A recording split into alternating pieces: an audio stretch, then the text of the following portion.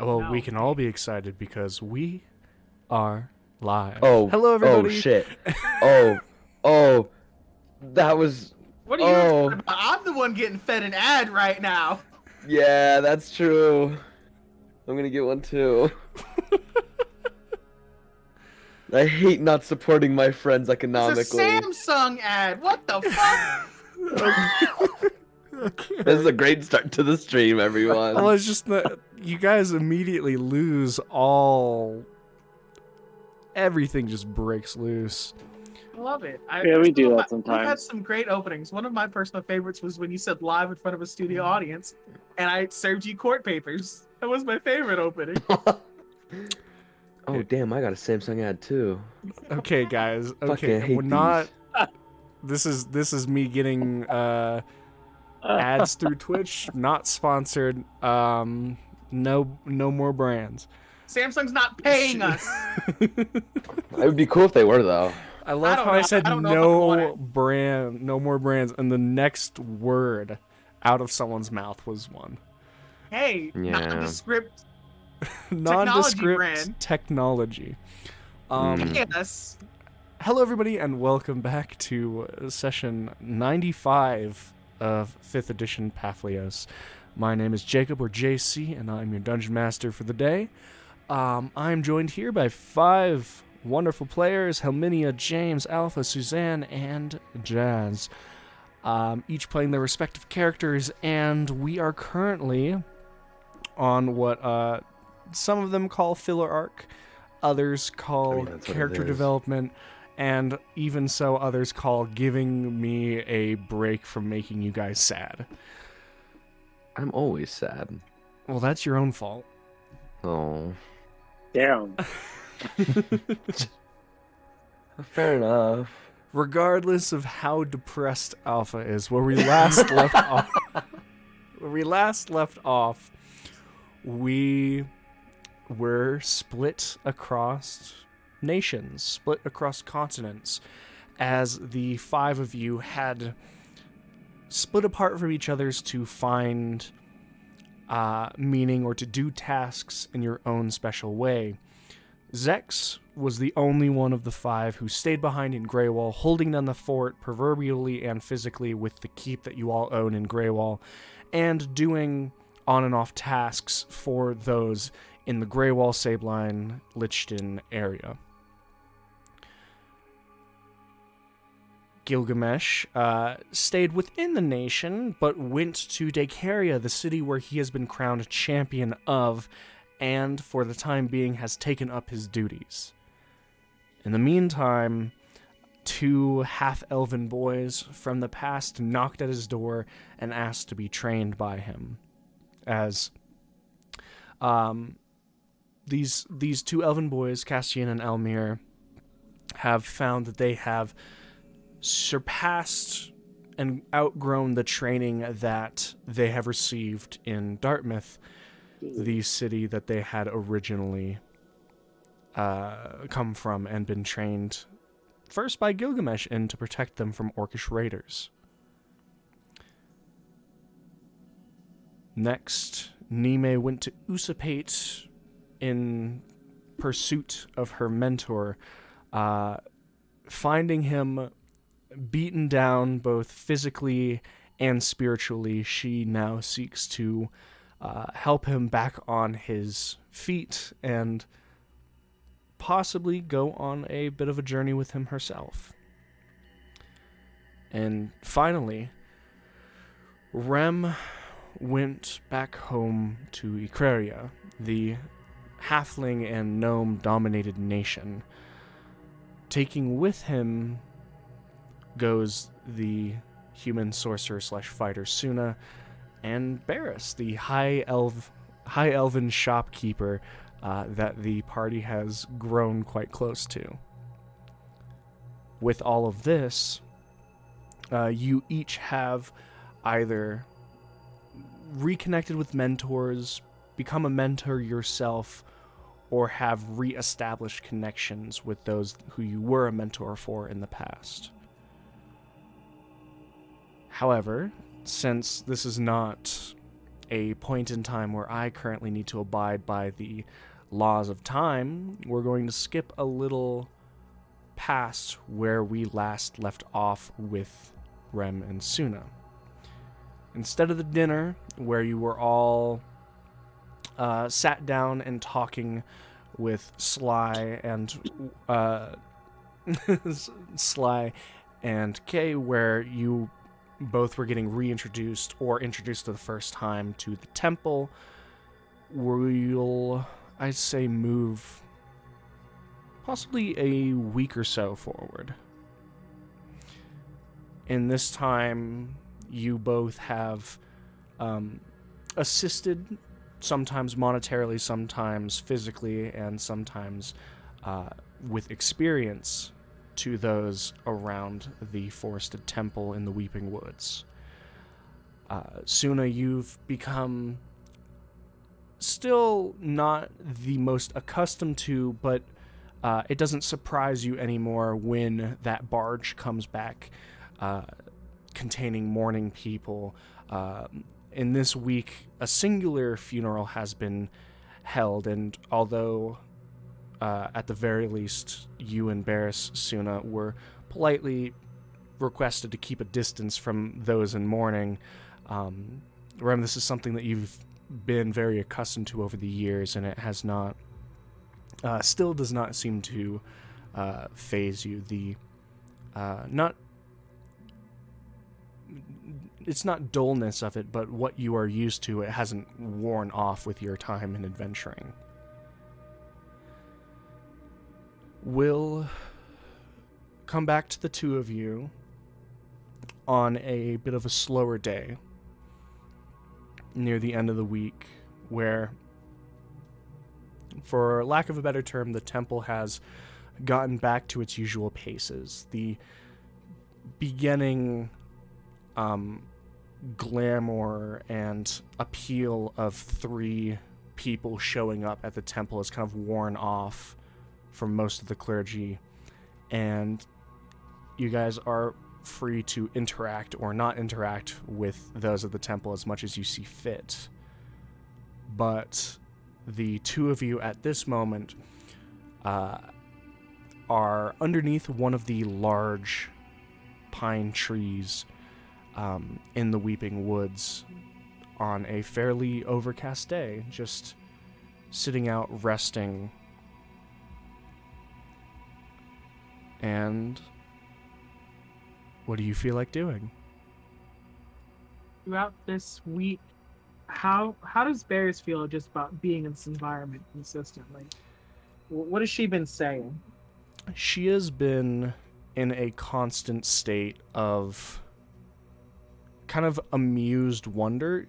She's not clueless. She's not a child. She understands how things work, but you can see the gentle amusement whenever she sees something that she's clearly 2 times too big for, and has come to use her arcane ability as accommodations for herself. She of seemingly sitting on nothing, but you guys recognize as just minor levitation, of pulling out more food. She at first was just giving food to herself, but upon the actually talking to, she's just simply started during meals adding more food to it so that she feels that she's not taking away from these holy people. And overall of it, you can definitely tell, both of you can tell, that she feels exceptionally out of place, but she's taking it as an experience. At this moment, although you two are alone under this tree, you are aware that Barris has actually volunteered to help today, as she did inform you that she's only going to be spending a couple more days here herself. But today she did volunteer to go out and help some of the people clean gravestones, and you could see she's she's taking it in. And you know that somewhere out in the Weeping Woods, she's there with probably 3 or 4 gnomes and halflings who are instructing her of how to clean a gravestone. He's really just embracing the camp spirit. Okay. So it's Suna and I under a tree. Mm-hmm. So, what do you think of it all? It's different. All Nice change of those pace. all those moments that I told you about where I was from and how I was used to dealing with children and things of that nature. Is this what you expected as I spoke about it in passing? Not at all, honestly. Made it sound different. I think that's just because when I was here initially, it was different. It felt different to me, but being out in the world, it's changed. I've changed, and I think by extension, it changed within myself. I've brought back, and it has changed this place as well, even with my short time here. But I know Barris is intending to leave in the next few days. Are you intending to go with her? Yeah, I think so. Have to get back to your lessons. How did those start? Um,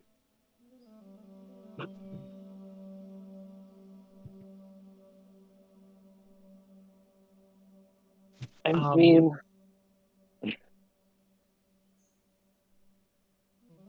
I might have known the princess a little longer than I've let on, but just to say this is a more of an official way of meeting, requested to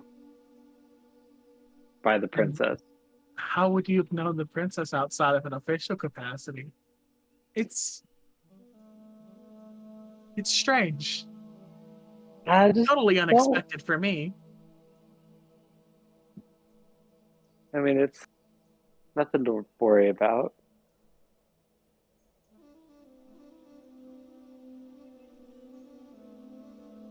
Guess I'll take that in stride. But before you leave, I was thinking perhaps you'd like to address that situation we spoke of. Yeah, I was waiting for you to bring it back up, just whenever the time was appropriate. Bit of a slower day. Let's do it now. I'm in a good mood with it. Okay. Uh, Basically, the temple's broken up as like our specific like altar area, the barracks, and then there's like a set aside like chapel cathedral thing that is not monotheistic, right? Is that's how I'm interpreting this is. Mm-hmm.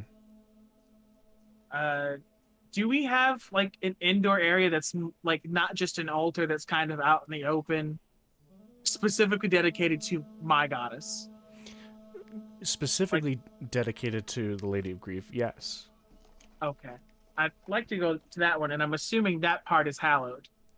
Yes, it is. Okay. We're gonna go there, and after services are over, I'll do my Arcana and Medicine checks. Mm-hmm.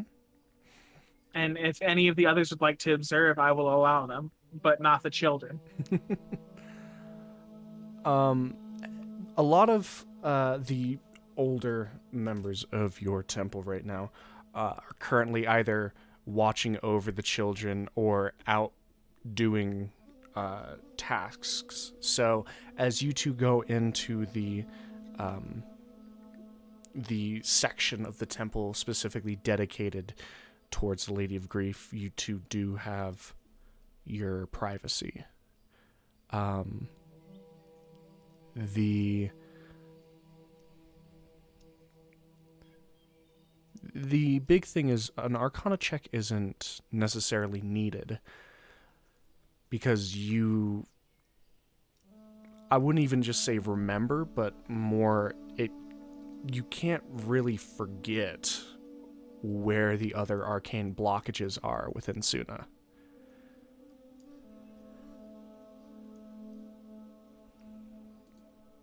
But I'm aware of it now. I'm not looking, I know. Mm-hmm. Okay. So which is your preference?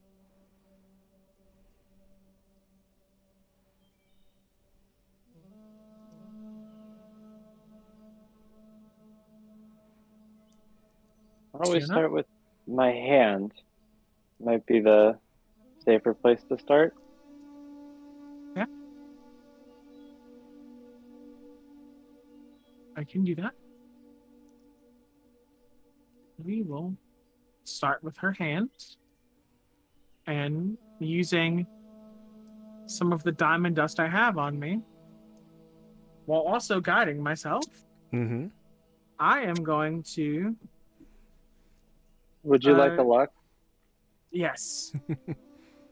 Take a d4. I am going to Greater Restoration. All right. You may roll your wisdom check.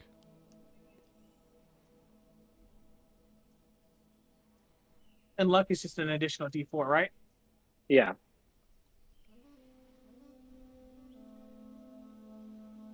Oh, this is not going to go well. This is going to go horribly.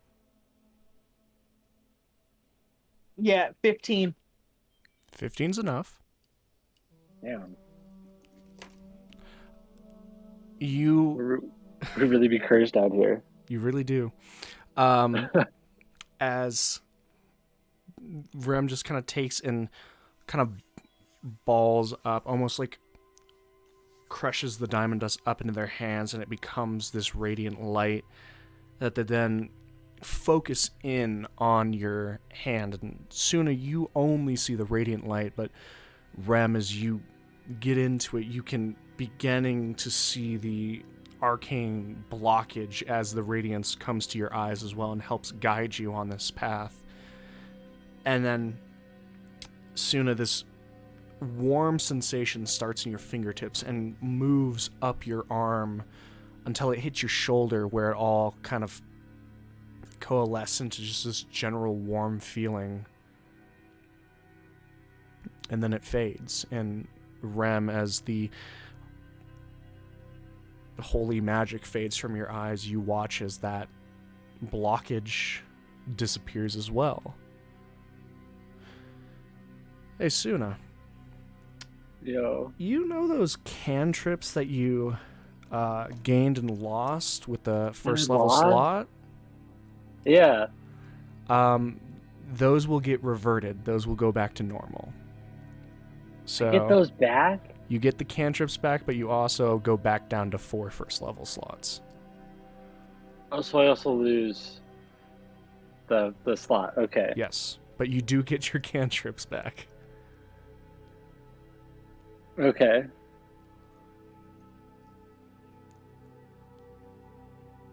As your hands kind of instinctively, unconsciously just start weaving the arcane patterns of those spells that you can now inexplicably remember. Oh yeah.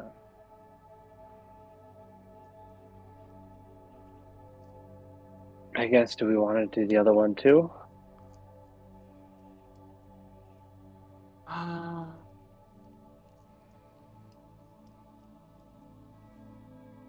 I'm going to use Stone Shape to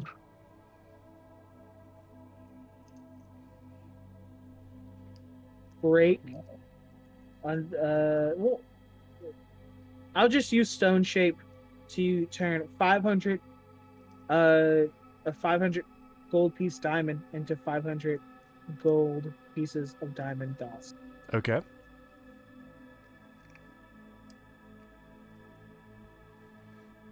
and then I'll do it again. And I will guide myself once more. All right. Luck. Have luck. Okay, let's see what we can do.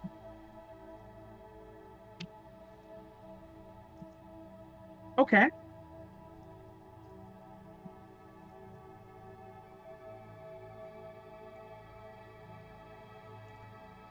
$21. 21. Once again, you kind of flare up, balling the diamond dust until it coalesces onto your fingers, and you can see the blockage kind of slightly hovering above her heart, and as you press the tips of your fingers to the top of her kind of collarbone, Suna, you can feel once again almost starting at your heart and then pulsing through your arteries, filling the rest of your chest and your stomach, and then moving into your neck, this comforting warmth once again. This one will revert your other wild magic affliction. The only one you have left, technically. Your strength and con being 1 point flipped. So you will gain a point of strength and you will lose a point of con. Fuck. How drastically does that change the world for you? That's so fucking awful. Okay. It's that bad? It's not that. I don't know yet. I'll report back later. But Unless your con goes down to like an odd number, you should be fine. close it this time.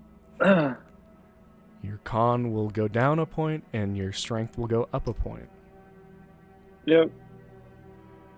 And I'll fix my shit to reflect that. Oh no. We should have just left it alone.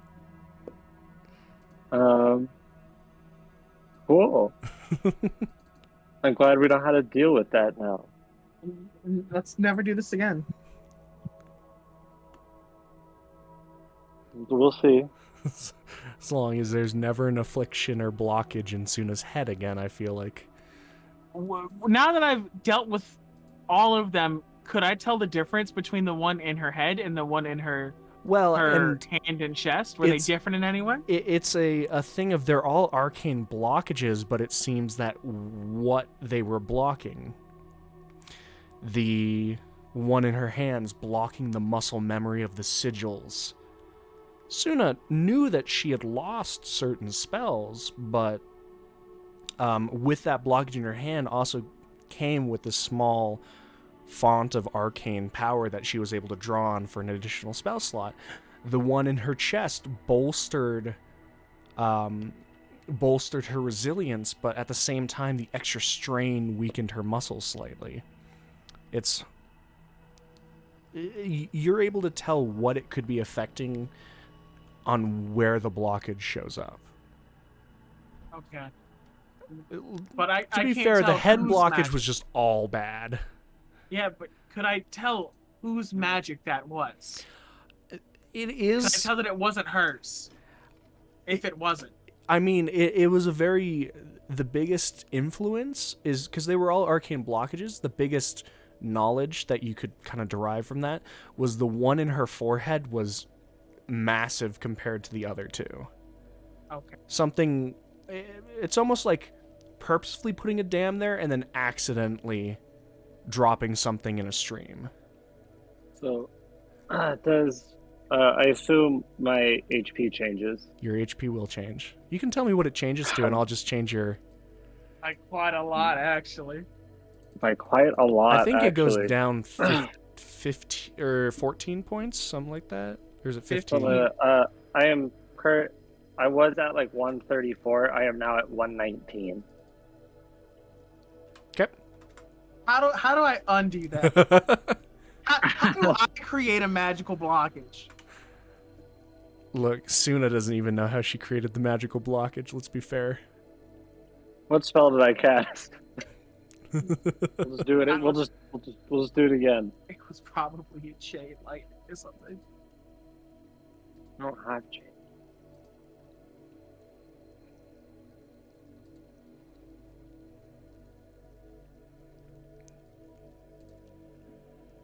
But your blockages, you are technically back to your quote-unquote natural self. Who closest said I'll that? be. Yeah, who said wild magic was all bad? You know? I did. You did? Well, that's up for Suna to HP. decide. Your HP. I know of an item that you can use, but the process of getting it is steep. We'll get into that later. That's her main thing, yeah. Yep. And I'm headed back to Papihos with Darius. She's teleporting back, I'm presuming, right? She is. Okay. As we're getting ready for that, going over the list that I sent you, before she leaves, I may want to ask her to bring some things back for me, and I may have to give her money for that. Mm-hmm. So, just to go over some things very quickly, the optics. The main thing of is the herbalism garden Mm-hmm. here. Yes. Is that within my ability to do? Can I perform that action? Anyone can garden. The general herbalism plants aren't magic, especially for the most basic ones. So, for healing potions, I should be okay then. Healing potions, you will be all right. If you want stuff of like giant strength, I hate to tell you, that cannot be grown in a garden. Where do they grow? On giants, Sure. you never mind. We'll have that conversation later. It's not important. It's only healing potions, like healing potions and medicine I want to get around to. So Which just can that. be done. Yes. And then the herbalism equipment that I'll need. Mm-hmm. Can I buy that in town? It's depending on how, like, of buying herbalism kits, or are you trying to get something more exquisite? Could I make like a small lab for them? Um, Like a small, like like I a- want them to share the station. So Okay. just like the thing I have at home in the room across from mine. Mhm. One of those. Yeah, you could gather that with supplies from the towns, like Netherborough and otherwise. And then I wanted to make that spell scroll. I don't think I'm gonna find that here at all. I do think Barris is probably your best bet for that. I'll bring it up to her and see if she feels like making her way back at a later date to do that. But I'll ask in general how was it all? Do you regret coming? Oh, I don't regret coming, dear. It's good for someone to experience new things, even if I'm out of my element. It's nice seeing people who are so acclimated to something that I know nothing about. I'm not the I'm not the most informed in the room here. It's nice.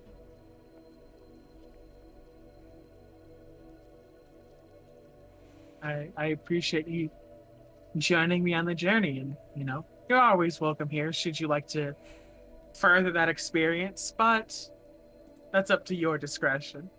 Yes, and unfortunately, I still run a store, dear. True. Zivin does well for himself, but it is still my business, and I can't leave that forever.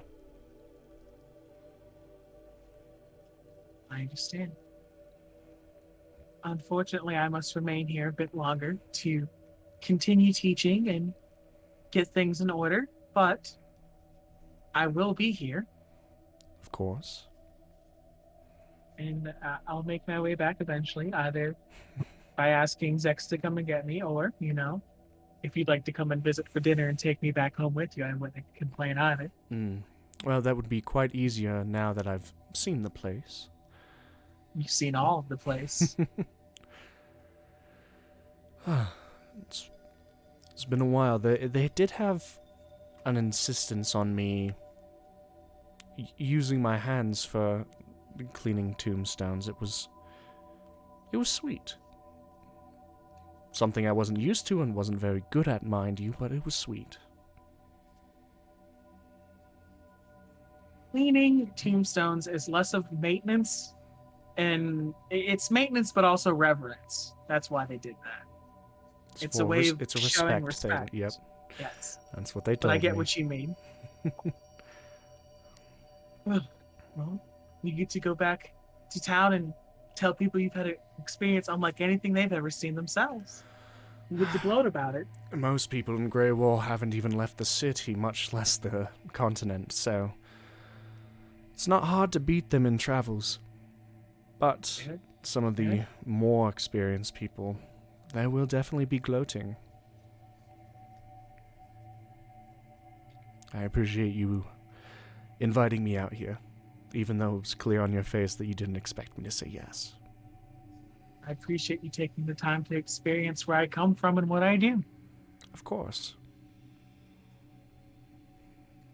It's good. Well, I should let you both be off. Lots of work to do, Mm-hmm. Do you have everything squared away, Suna? Yeah.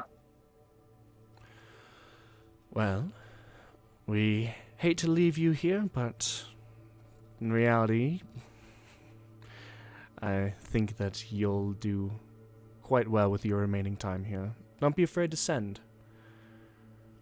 I never am. We'll be happy to reply.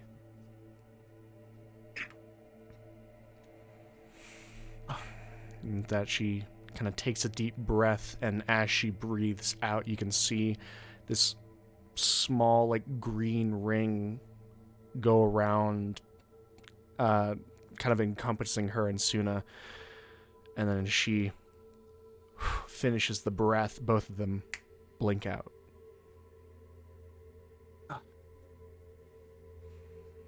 And I'm right back where I started. And you're back where you started. Well, I'll finish up all my tasks, and any conversations that come my way I'll address, but for all intents and purposes, my home visit is complete. Wonderful. With that, we're going to jump over to Papihos. We have a bit to address. Zex. Yep. This week that we've been going over has been very different for you. Where we had last left you, you were teleported to and approached by Lixon. He informed you that people had been disappearing from Papihos, and although they weren't the people that he necessarily minded seeing disappear, everything's a cause for concern with this young wizard you know. And with that, he proceeded to talk to you about how others wanted to verify your group's statements about the lost city of Prosperity and had found it. Or in your case, re-found it. However, upon hearing that the way in was blocked by a dangerous spirit/mummy, you jumped at the opportunity to assist the Hearthmen in delving deeper into the city. Well, throughout this week, your time has been taken of gathering the Hearthmen through Lixon, basically, a general team of Lixen, including 4 other people that you have never met, and they aren't too talkative. This assortment of men and women who take great care to obscure themselves in public as much as possible. Some of them looking paranoid, others looking to impersonate those that they stand alongside. And Lixen is your main mouthpiece from and back between you and this group. But you all teleport via your knowledge and magic into the Lost City of Prosperity, and then you reconvene with the 2 people who had already rediscovered the city. Once again, 2 more Hearthmen that you are unable to identify. These 2 women that have basically layered themselves in several layers of clothes with these wicked-looking halberds that they carry alongside them. You re-challenge the Vessel of Cord, which you know is the spirit/mummy that has been harassing these two women and preventing them from getting further into the Chamber of the Ascended. At the end of your battle with the Avatar of Cord, you have cleared a path into the Chamber of the Ascended, and this group of now 7 Hearthmen, including Lixen, become the next set of mortal eyes that have laid upon the stone of the basically model prison for these demigods/gods. And throughout this week, they have gone into archaeologist/research mode. Taking sketchings, taking drawings, etchings, translating everything that they can find, and using you as a bit of a encyclopedia of what they can expect. They're not stupid by any means. They fully understand that this place could raise them from existence, is the term Lixen uses, at any second. Is there any general advice that you have them do? Any place in the chamber that they shouldn't go? Anything that they should be wary of? What is your direction? Not into any of the outer rooms. Okay. Other than that, I think it's fine. Okay. And with that, I'm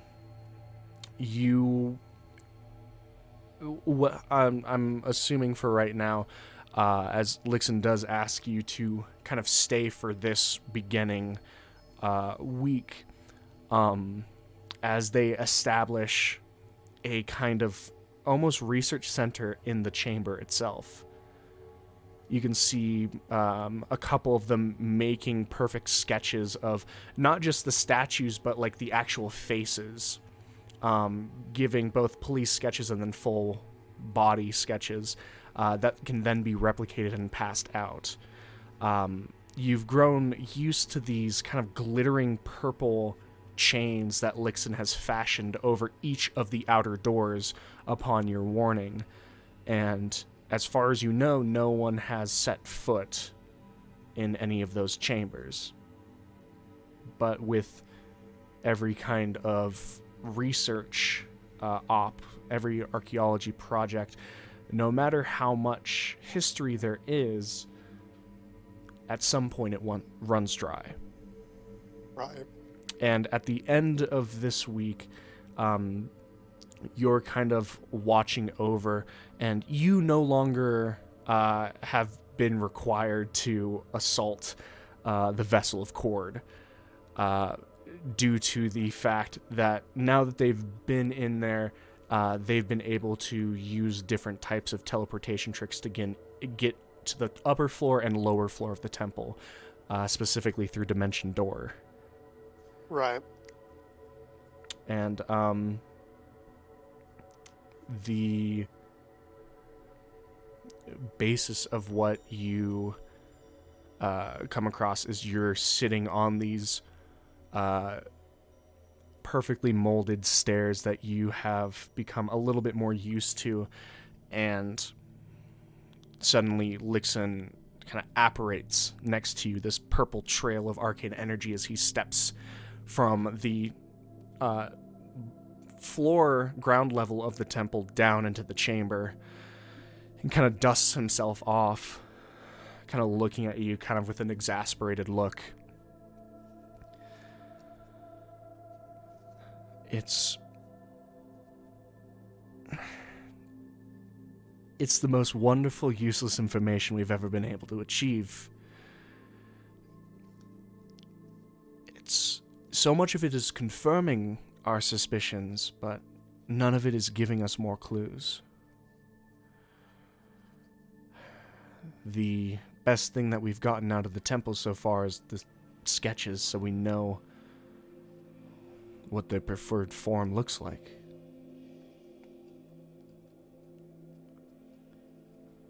So, if we want more information, the outer rooms that I told you to lock down, Yeah. technically we can look in them, but if we enter them, there's going to be some issues that could arise just from the defenses that are in place. Divine consequences. Yes. Okay.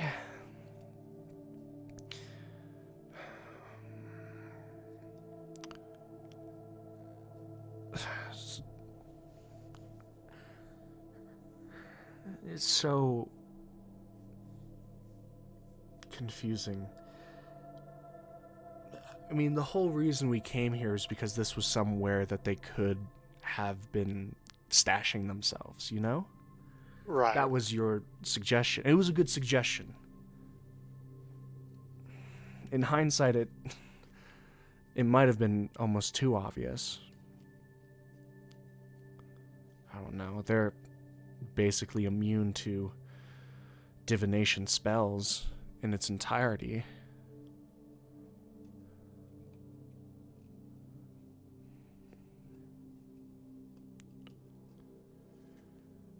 Well, I can't think of anywhere else that they'd be hiding besides here or possibly underneath Dentor, but I can't imagine that that would be a very apt location, considering one of them was just held down there for ages.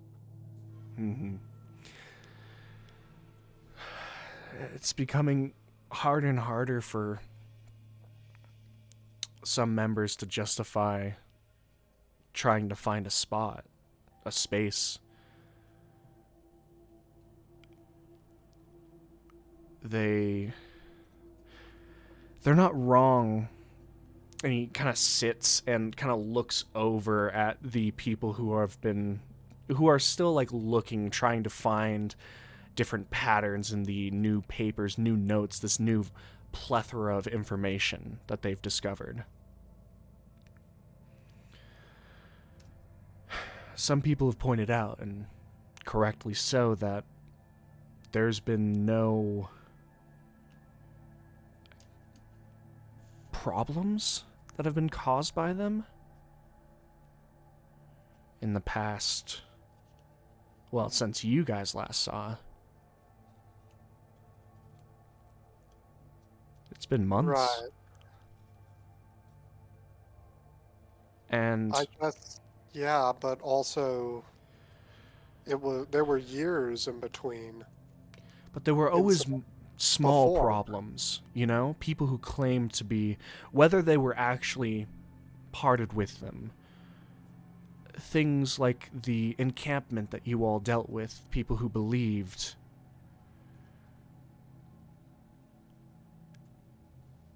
This is... Look, in a few more months, it's going to be a new record for how long it's been without a problem that has their name stapled to it coming out that we discover. not so much as someone throwing a stone at a cart in their name. And there's been a growing theory that you guys are scaring them off. I don't think that's true at all. He kind of looks pointedly at the silvered scimitars. The voice? Mm-hmm. And the 4 others? You have all the pieces of the puzzle. That's what they're claiming anyway. But just because we have weapons doesn't necessarily mean that they're afraid of us. Like, hold on, just give me a second, let me collect my thoughts.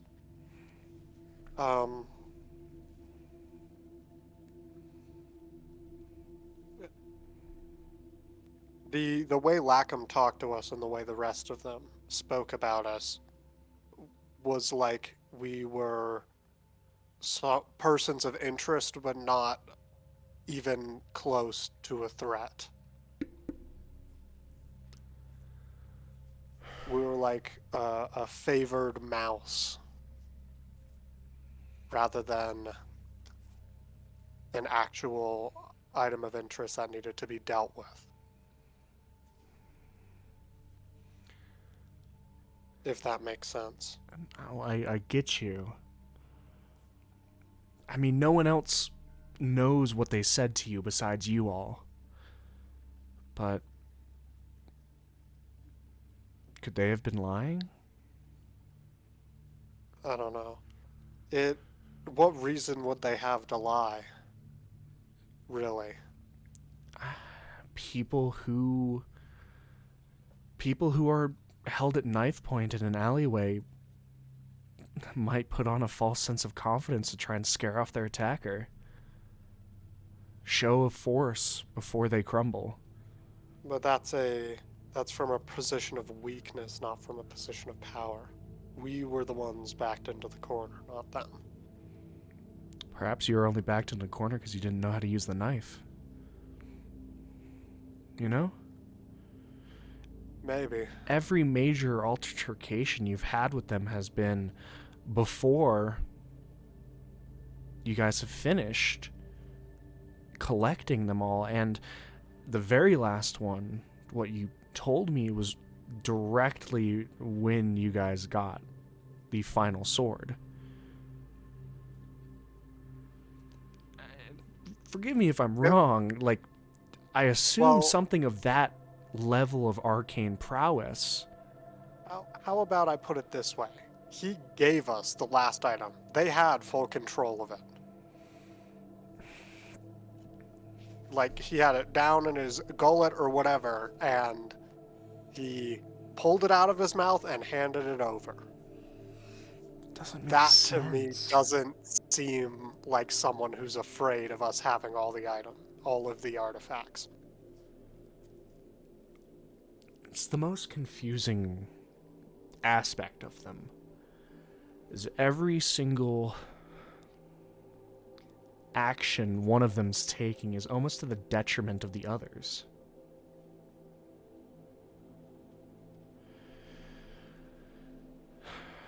The one thing you all maintain through the stories is that they all claim to be gods, or at least above mortal. Yes. And they act like overly competitive teenagers. Yeah, they do.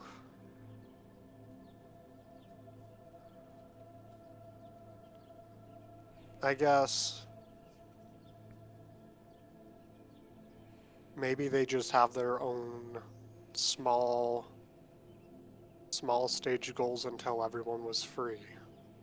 Maybe that only happened recently, because when we got the voice, as far as we knew, Zavidnia was still in her prison. They could be in the Feywild breaking her out, for all we know.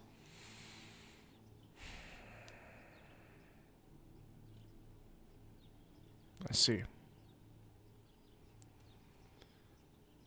That could be another reason divination magic's not working. Different plane? If they're not here, we can't look at them. Yeah. And the Hearthmen have no means of plane or travel, right? Not anymore. Long time ago. Before me. Before, I think, anyone in the chamber. Okay. Well, for the time being, that room, and he'll point to Zavidnia's room, has a portal into the Feywild. That's what the trap of that room is. One of the walls will lead you into a forest that resides on that plane of existence. There's no way back from that I'm aware of without planar magic, though. And I only know one person who can actually cast that particular spell. Then it's not an option. Okay.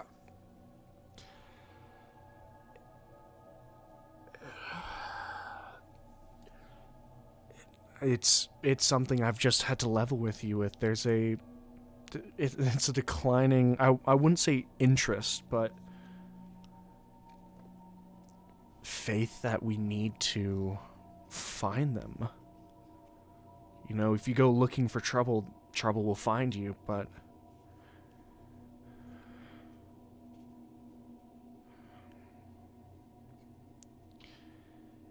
some people are so focused on the fact that once you guys have, since you guys have collected everything, everything's fallen off, they find it too meaningful to be a coincidence. It's been a few weeks. I'm sure people who have lived this long have plans that stretch on for millennia. Yeah, I know.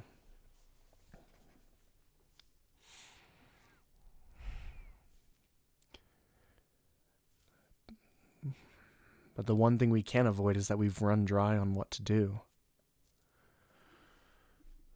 So the only thing I can think of doing now is searching the desert. And so that's where I'm going to be spending my time. Okay. Do you know anyone who can guide me through the desert? Who knows the lay of the land a little bit better?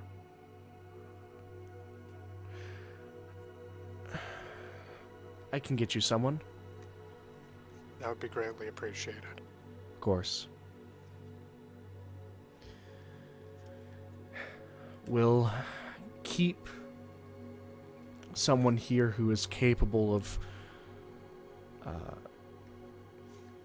moving between the ground floor and the chamber, and basically keep them as a watch for if something happens, if something occurs.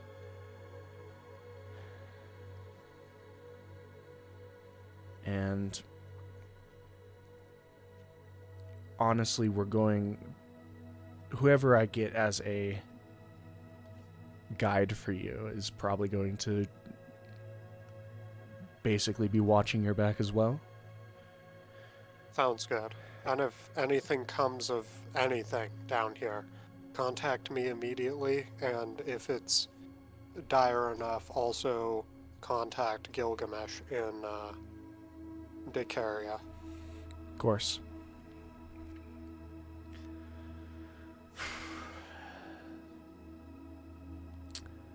It is, at the very least, more sweet than bitter, but bittersweet nevertheless, that there seems to be nothing, no trace of them. Like at all. The world would be stronger without trace of them. Yeah. I'll find you a guide. Thank you. That he kind of stands up and begins walking down the kind of path. As you can see, he takes out a small tome and begins kind of flipping through pages.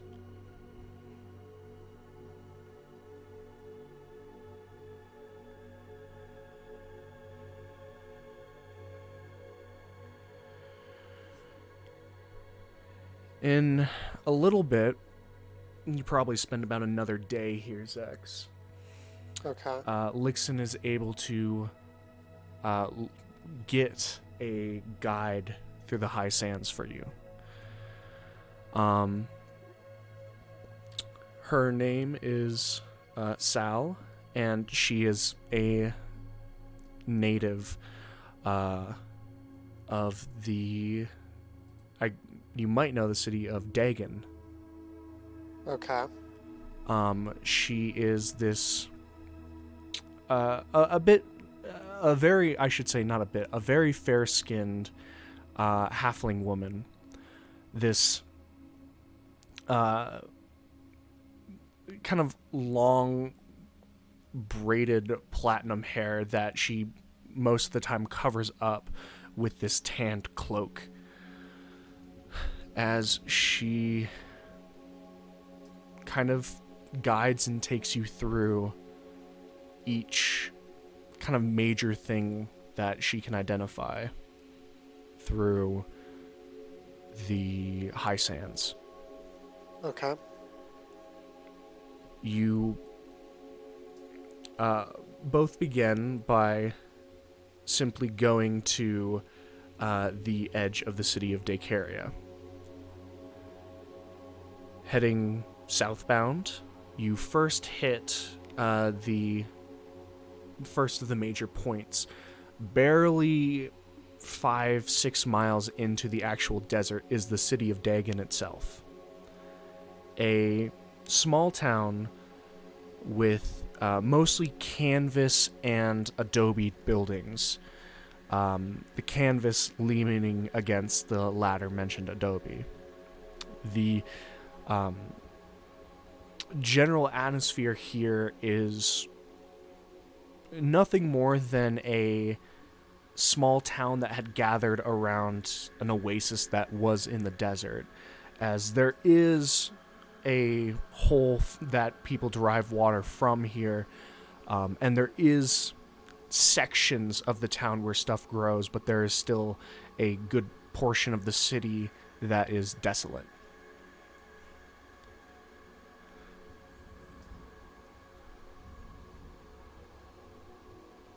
If there's nothing else to do here, she moves you to another city.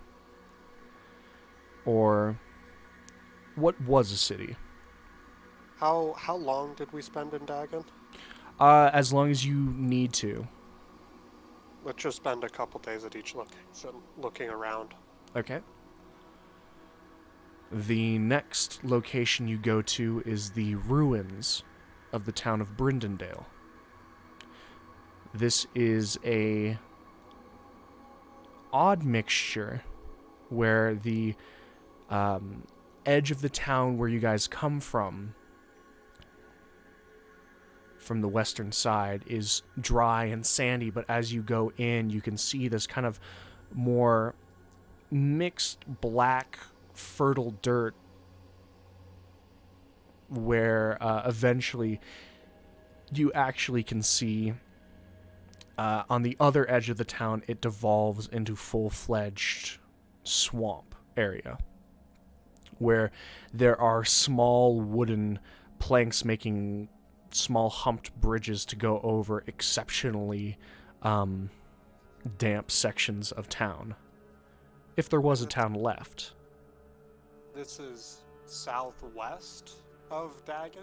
This is directly east of Dagon. Oh, this is directly east. So there's swampland over here. Interesting. A small portion of swampland. Okay. The town itself, though, seems to have been burned to the ground, with some of these structures looking... It seems that they've been gone for possibly a year or more. What happened here? Raiders? Happened here. This was a prosperous bit tract of land. Decaria's was growing to be a bit of a larger area, and a troop of Dragonborn came out here to foster a city. That's the town history, but as things are built up, they also fall down. And although you won't find anyone that has an exact memory of what happened here, allegedly a group of raiders came and razed the city to ash. Okay. Well, You're not gonna find one that could tell you an in-person story, because as far as we know, there's no one left to give you an in-person story.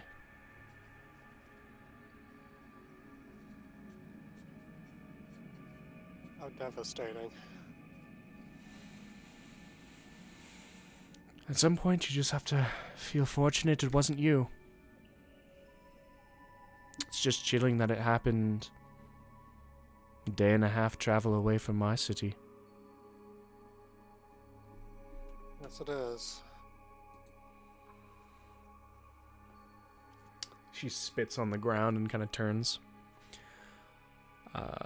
And at any point, feel free to inquire further about anything. Otherwise, Okay. I'll continue moving along. Let's continue. The next city is straight south of the ruins of Brindendale. You have about 4 straight days of travel. Sal does know her way through the waste quite well. Not too much issue, and anything monstrous that you might run into, you're able to quickly dispatch. But the next city that you guys arrive towards is the large city of Shackleforth. As you go in, this represents a kind of a Middle Eastern-esque fishing city, where you can see these long, flat boats on docks. As you are on one of the edges of Papihos, you can see these different barges and trawls, and albeit probably even just 1/3 of the size of Sabline, Shackleforth is still a somewhat thriving place in Papihos. It's just very, very isolated and very out of the way. Right.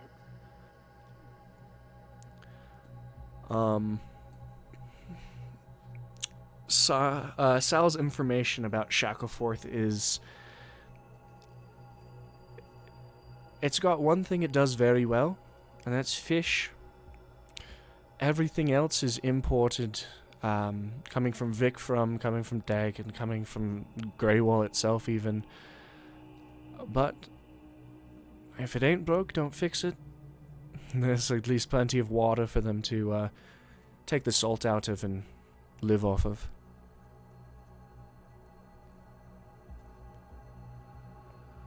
Right. So this is like a port city, so there's like a marketplace and stuff here. There is. Why don't we go check that out? What are you looking for, Zex? I don't know. I'm just kind of looking around the market. Just because I kind of want to spend some time in this town looking around anyway, and I might as well start here. Mm-hmm.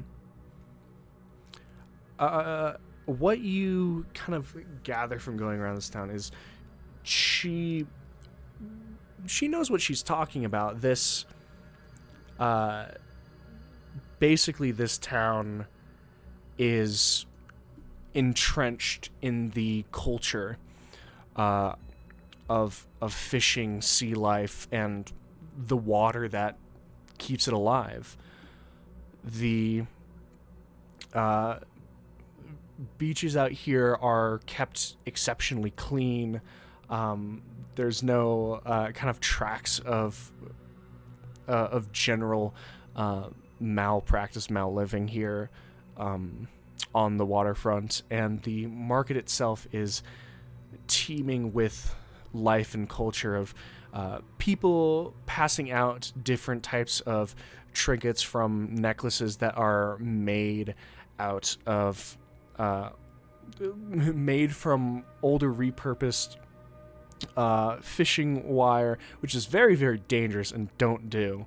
But the purpose of these, as you kind of come across them, is every single necklace, every single bracelet, every single piece of these guys is not only reused for separate purposes, but every single piece of jewelry, every single piece of clothing, every single bit of these people's culture has a story.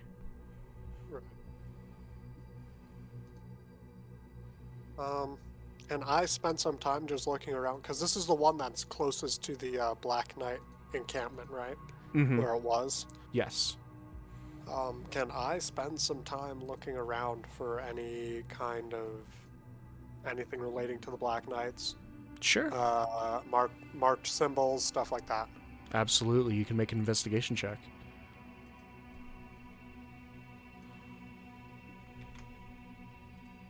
That is a 22. 22. You basically look throughout Shackleforth of looking for basically imagery, anything in the trinkets, anything of the people, any hint of connection. The majority of the day, things come up dry. Going throughout the marketplace, going throughout the docks, going stall to stall, house to house, looking for anything. You don't find anything too interesting. Nothing. The break you actually have of anything relating to it is actually when you decide it's time to head to the next location. Okay. You are on the city edge, heading towards the next place that she's identified, which is actually a spot called the Academy, which you've heard about before. As the basically sandstone roads to provide a ways to travel and not sinking in sand. Although there is plenty of sand kind of going over it, as it transitions to sand, and you have this moment of almost kind of stepping down as a diver would step off a boat into water, from you stepping off of actual curated stone onto the sand, and your boot scrapes against the stone itself. Your very, very keen vision picks up like at first it just looks like a scratch in the stone from the sand. And your eyes, your keen sense of perception picks up that it looks a little too intentional. And so as the two of you walk out, you stop, with her kind of walking a couple more steps before she notices that you've stopped, and you kneel down at the edge of Shackleforth. And you begin brushing off carefully, like an archaeologist of your own, uncovering a small sigil? No, it's not arcane. It's not a rune either. A symbol. This symbol itself is vaguely kind of tugging at the back of your mind. That's a history check for me. I mean, I am currently looking at my side screen, about to pull up the actual symbol and describe it to you. And if that doesn't help you, then I can give you the history check. Okay, so I believe I also still have an amulet You do. in my bag that I'll pull out to compare. Got you. But the reason this mark looks so much like a scratch is because it is a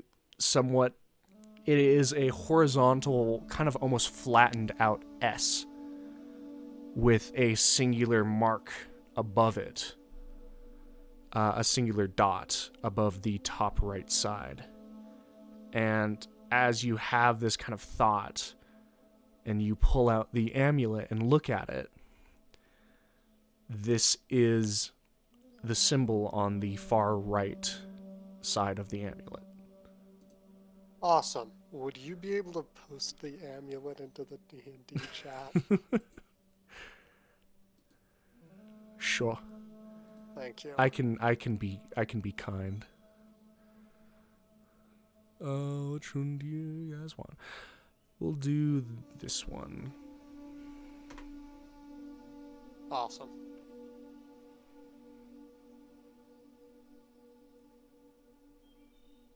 Okay, so it's the one all the way on the right, you said? Looks like a flattened S with a dot on Did the I right ever groove. get symbols attached to names? When I was with the Hearthman? Is the Hearthman? You've been able to do a couple attachments, but I have. Let me open my doc so I can see if I have this one.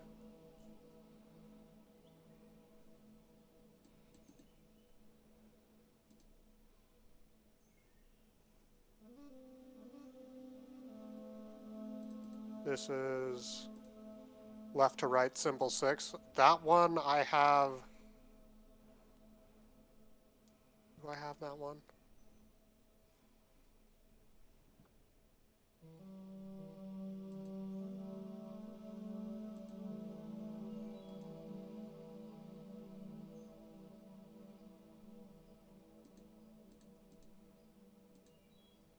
Let me make sure I'm pulling out the old lore book.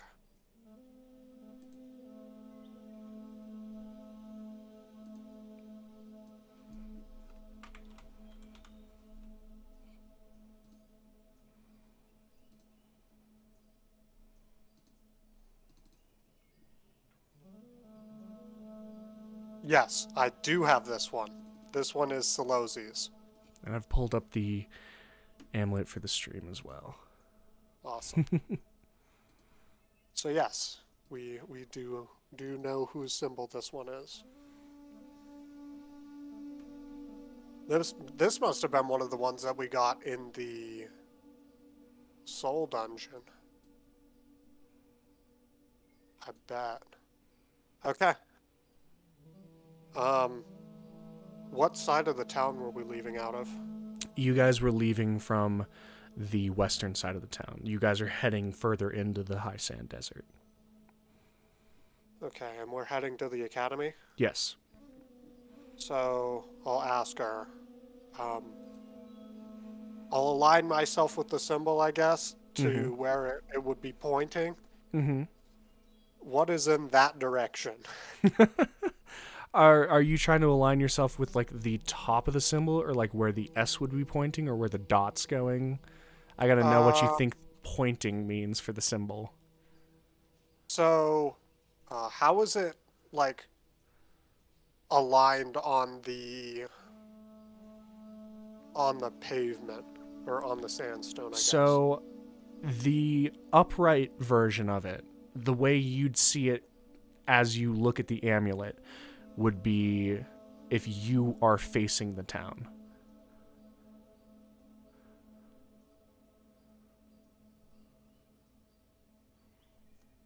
So it's okay. So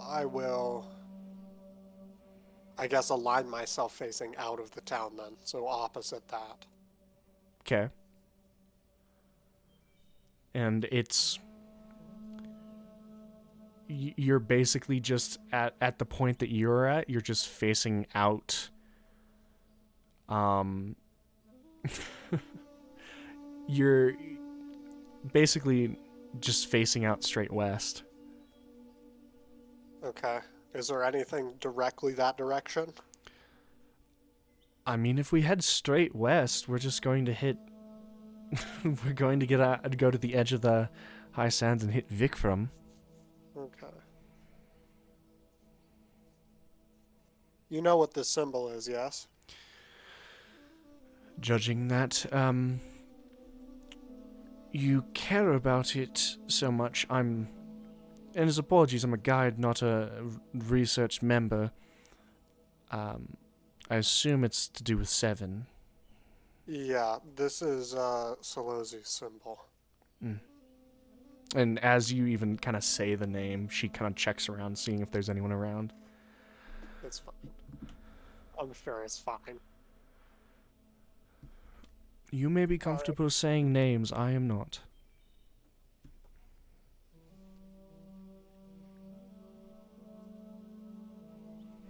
I'm a guide, I am not an experiment. Right. I'm going to go ahead and cast True Seeing. Okay.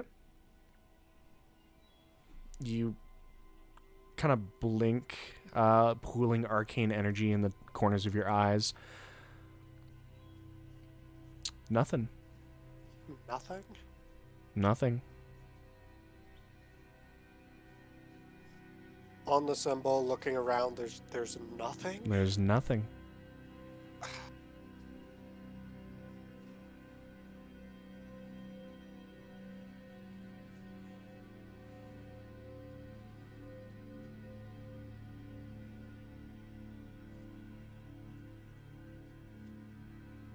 Okay, well, I guess let's just keep touring around until we find something. Can I... Hold on, what are the rules for scrying?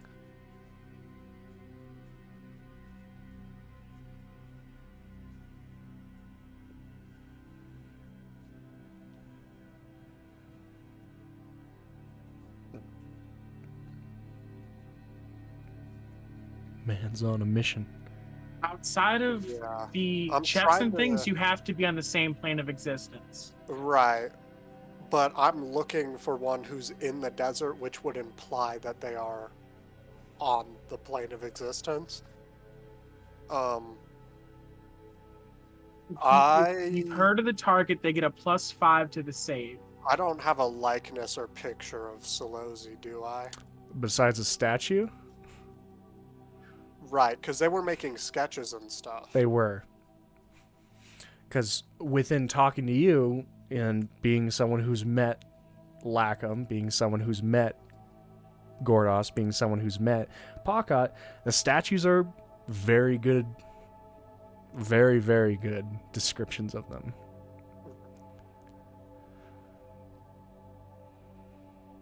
Can I have a sketch of Solosi?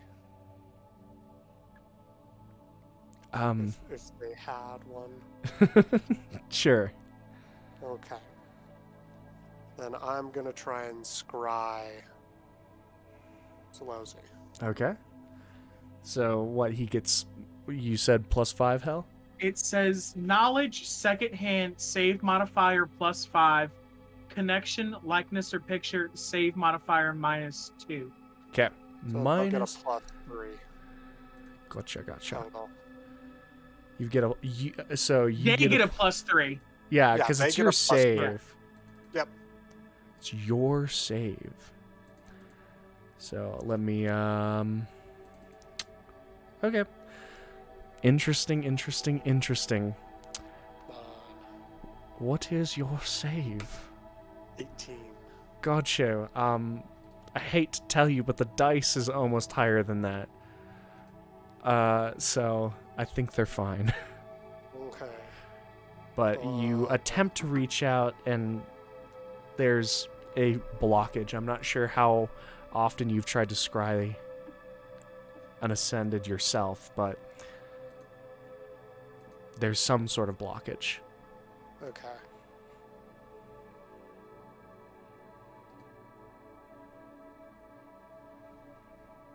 Okay, well, I can't do that for another 24 hours, so I guess as we go, every 24 hours, we'll give it a go. Okay. Okay. Let's continue on wherever she's leading us next. The To academy, the you said, academy, right? yes. Okay. Okay. We'll see if we hop back on there, but you two will traipse off into the desert. Okay. And we are going to... I think we'll hop over to Usape real quick. Nime? Hello, I'm here. The last time we had left off with you, you had given magical healing to your mentor. Mm-hmm. And you had also encouraged him to try his hand at your firearm, which he was surprisingly Which I embarrassed myself at. surprisingly Just good going with. back really Yes, quickly. yes. And with that, I believe you ended that experience with a proposal to him to quest. Yeah, we're gonna go quest. Well, in the basically after going back to the cabin, what you guys have been kind of doing is he requested a little bit time for, because it was very obvious to both of you that the healing was working, but it was still slow, and he requested a little bit of time to at least have the wound close up. Right. And so over this week, you have been basically planning for what you exactly meant by quest. Yeah, so I just want to, like, take him out and go, like, fight some creatures like we used to. Mhm. So that being, let me pull up the exact, probably, like, gnolls, woodwoads, The woads. woads. Is that Garalian? Is that how you pronounce that? Yes. And yeah, I think that's where we're gonna go. And then is Ashar far away from Usapate? Ironically, Ashar and Usape are the two closest continents. And you live on the northern side of Usapate, and so technically speaking, booking a trip would probably only take you a couple weeks to get there. You're still crossing the ocean, but in comparison to the 1 to 2 months that most continents would take to get from one to the other, it's relatively short. Okay, yeah. I would like to book a trip to Ashar with Esme to also just kind of like go around, do the fun stuff. The fun stuff. Gotcha. Yeah, the fun stuff. Fighting things. Fighting things. So, both of you, as he did say, he accepted to go on whatever you deemed as the quest. And so after that week of kind of healing, you both get on horseback, and in a lovely call to the past, you both ride out of your hometown in search of things to sell your swords to. Let's get to do a quick. Okay. Still being experienced, Azumi still knows that, generally speaking, on the this is going to sound like an oxymoron, but the southern border of the northern region, there is still roving like gnoll packs. And so the two of you go there. And this is a bit of, just like I'm not going to have Zex run through combat, I'm not going to have combat that is just Nime and Azumi dunking on gnolls. Right. But it is a... Can I at least roll for success? Is that a thing that I can do? Roll me a D100. Okay. Come on, I just want to roll dice in the dice rolling game. I know. You can't take that away from me. I warned you guys that it was going to be like this for downtime stuff. Don't worry, there'll be plenty of dice to roll when we finish through time skip stuff. Oh god. Okay. Well, that is a 45. Oh, that's really, really cool. For no other reason than Azumi also rolled 45. Soulmates. Well, this translates to both of you being pleasantly surprised. Him with how far you've come with both your swordsmanship and your marksmanship skills. And you can see, even though he had been resting and recuperating and out of action for this massive amount of time, he is still finely honed. The two of you get to a section where basically you were told that in this small kind of mossy ravine that there would be a pack of gnolls moving through to one of the villages, and you were asked to basically put a stop to it and to dispatch of the gnoll hunting party. And through this, you had suggested to basically be cover for him as he provided an initial distraction. And so you basically climbed up the side of this ravine and perched yourself up with a clear view of the entire surrounding, where he would then be behind a rock and step out from to basically stop the gnolls in their tracks.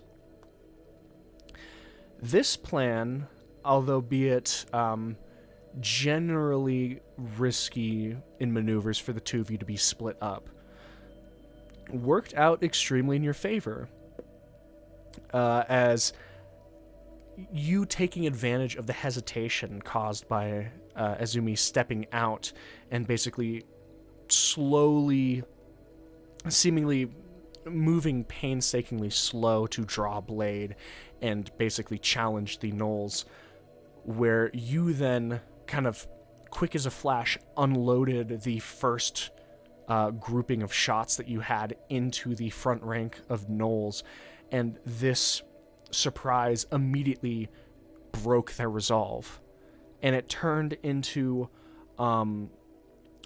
basically this half and half of the hunting party of probably about 24 gnolls breaking into two different factions, half of them charging forward in a kind of desperate gamble to overwhelm, and the other half breaking away in fear and confusion. And it turned into this kind of mesmerizing to watch from the outside kind of fighting dance of Azumi darting in and out of these slashing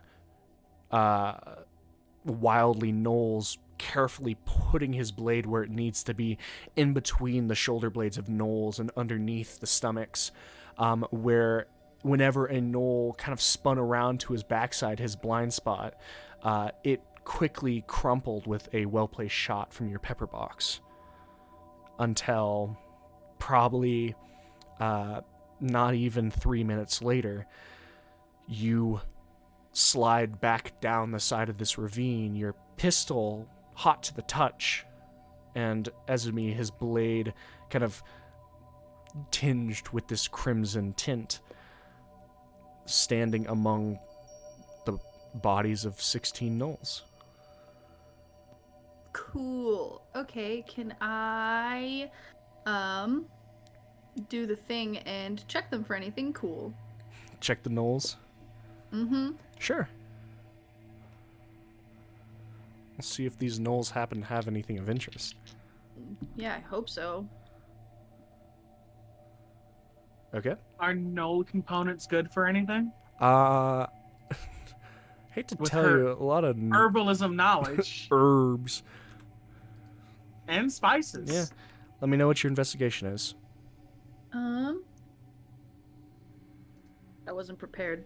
To I'm roll sorry. dice?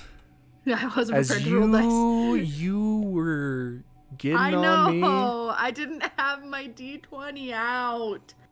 You said it was investigation? Investigation. 17. All right. As you kind of begin picking through the gnolls, gnolls are quite tribal. And so, unfortunately for you, they don't have much need past food, armor, and weapons. Mm-hmm. As you can find a smattering of both broken and unbroken spears, longbows, arrows, daggers, and then these basically chunks of venison that are just in these bloody bags that they have. As you're poking through this, Ezumi is just kind of slowly pulling his blade against the side of one of them to get the blood off of it.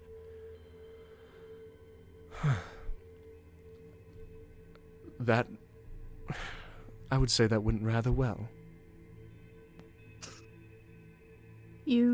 Are you having fun yet? Well, it's good to know that I haven't dulled. Like, no sellsword likes to find out that they've been reduced to a butter knife. Well, I'm glad. I do want to mention that we are going to be going all the way to Ashar, if that's okay with you, obviously. As he kind of like glances up at you, his face still kind of downturned, but the eyes meeting yours. And do you have a plan for what we're doing in Ashar? No, not really. I was just hoping we could run around. And so we're retreading old territory. I think I've found out the point of this quest. Yes. We're getting back into the swing of things. Although it seems that you were never out of the swing of things. Well, I can't say that I got into much of a... What would be the word that I'm looking for? Run-in, like you did.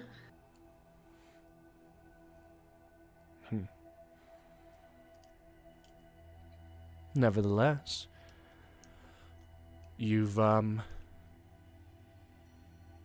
don't know, it's still...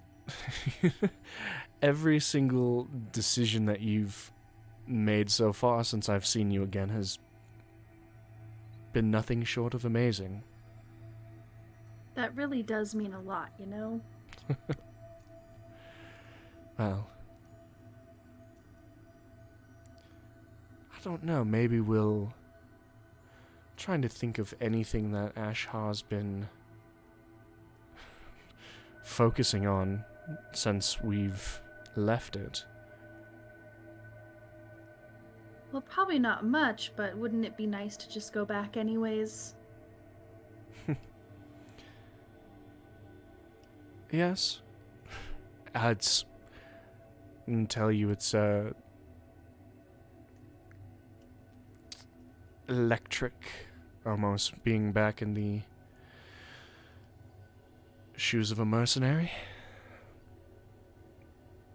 I'm very glad. You seem to be feeling a lot better now that you're actually out and doing things. I'd be lying to you if I said it wasn't a boost of confidence. Well, good, because that is what I'm here for.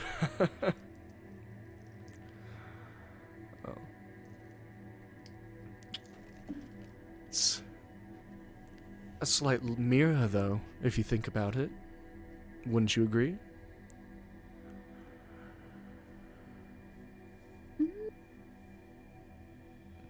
Yeah, I suppose you could say that.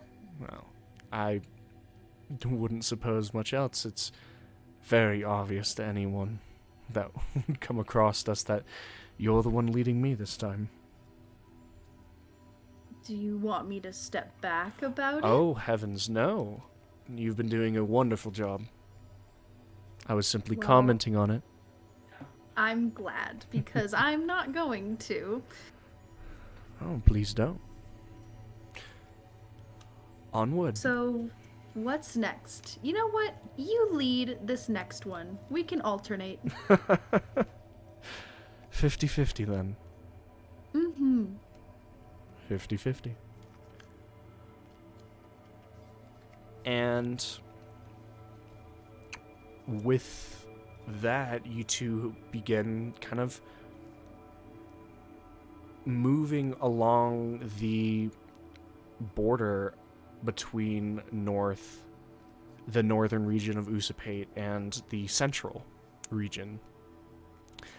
You know from experience that either of the two borders between the north and the central, or the central and the south, are the most problematic sections of Usapate for general monstrous turmoil. And so it's a right place for you guys to find areas where you can be useful to the general populace. Through this You time, said it's hard to find areas where we're helpful to the No. general populace? it's not hard. Okay. Sorry, my bad. No, you're good. That could have been me. But basically through this, you guys spend time, this new kind of relationship that you two are fostering of, first, Azumi deems whether this is a good contract or a good lead to follow. And then after that thread is resolved, after you guys have completed what the one had decided to set off and do, the other one steps forward and decides for the next time of you guys having this kind of partnership running through Usapate again. After a couple of these, you two make your way back up north, and as per your suggestion, find passage upon a ship and begin heading northward.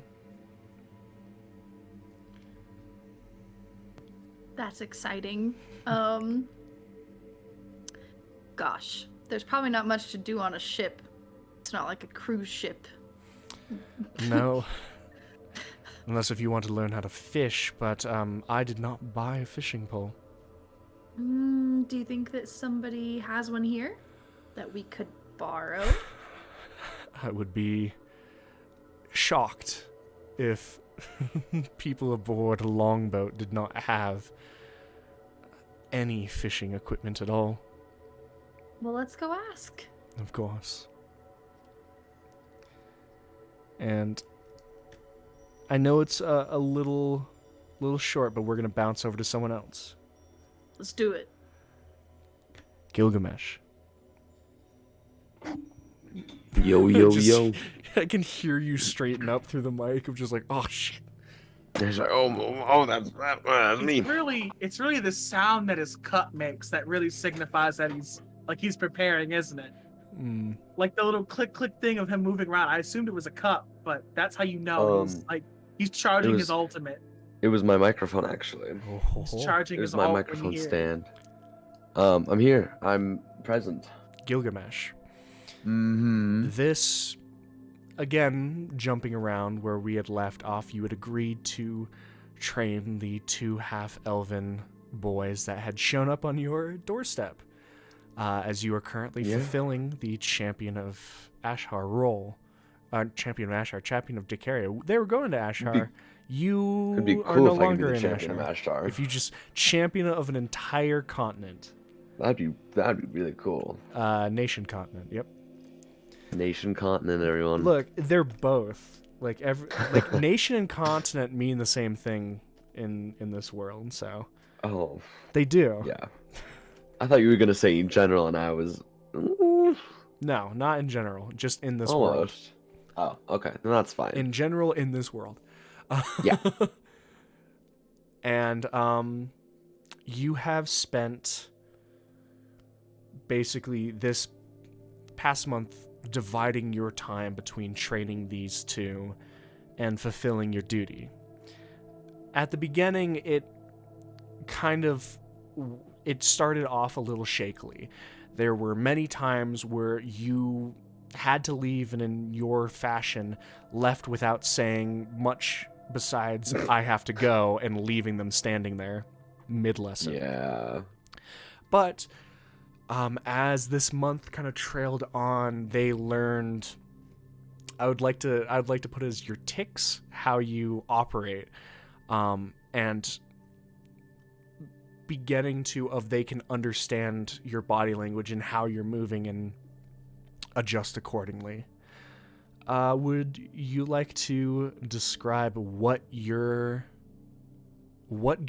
Gilgamesh focus on training? He's the teacher, he's the mentor, and what lessons is he imparting on these two kids? He is leaning heavily into the fighting side that he has picked up in recent times, you could say. Of course. I mean, if we want to get like specific, I could go as far to say like I could probably finesse like action surge. Because I could do it in a way of I'd be training them and make them incredibly tired, and then put them in a situation where they have to react quickly and well, or it goes poorly. So you could say of time working on their endurance. Sure. A common sight around the city of Dakaria is the champion running around the outskirts of the city with 2 half-elven boys following behind him. In full kit, basically. Whatever they decide to take with them into a fight, you do not allow them to take any less on runs. The general activity, building their endurance, building their constitution, building their resilience up. And then once they hit a certain threshold you deem worthy, speed over power, precision over power, getting the mantra of and for it you do find that you are actually kind of pulling them off of what they had originally come to do, as when you and Zardoff had begun teaching them, and evidently he had continued to teach them as per what they said, being at that time barbarians through and through. And you can see their sort of rage, well, not as entrenched as yours, comes off of this kind of competitive brotherly nature. One of them sees one doing something and pushes their body to beat the other. This sibling rivalry that pushes both of them far beyond what they should be doing, these adrenaline surges, these competitive surges. And you work on almost not necessarily redirecting, but reallocating their energy into not just pacing themselves, but also recovering. Not bashing through a wall, but more of making sure it falls down with them not underneath it. Precision, accuracy, speed. Those are what you're drilling into the minds of these two. Nice. This can be extremely quick for you or cannot be, but my question for you is, throughout this month, as you do see them steadily improving, they do get quicker, they do get more resilient, and they do eventually be able to keep the wind in their sails after your runs, and you immediately throw them into sparring with yourself and each other. Do you ever take the two brothers with you on when something goes wrong in the heart of Dacaria, do you ever let them come along? Or is a month too soon for Gilgamesh?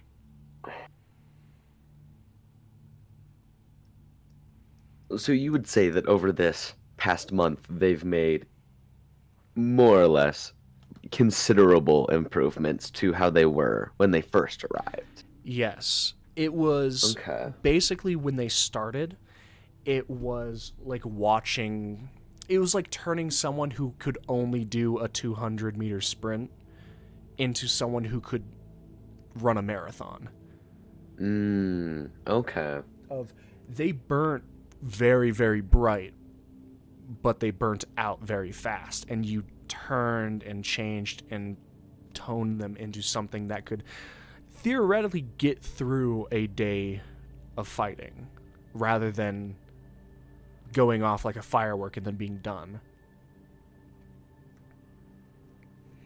So yeah, I think towards the end, on one of the days that I get called in that there's, a problem,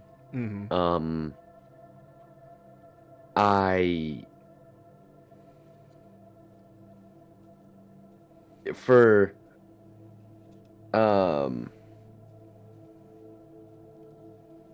don't know, for convenience sake, I guess it doesn't really matter what they're doing, but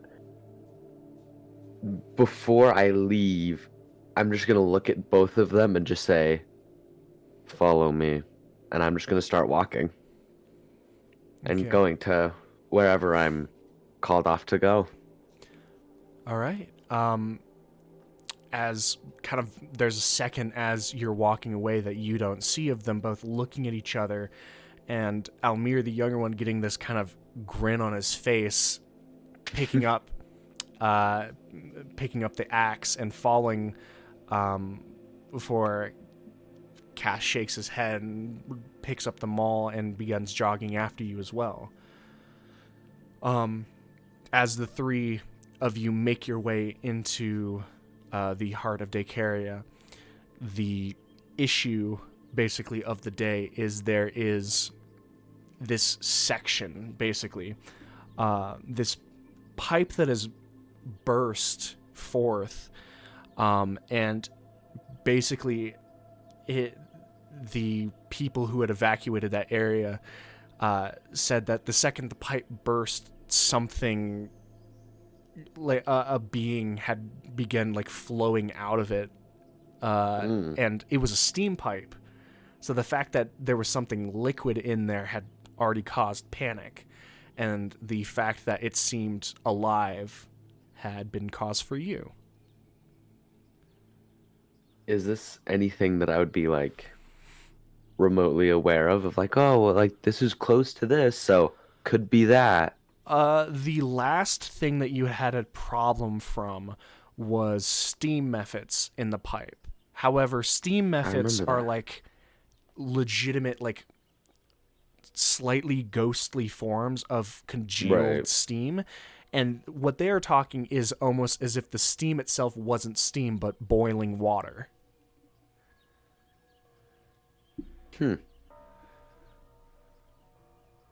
Um.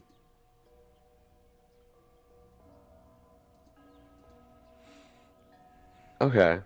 I'm gonna take the two of them.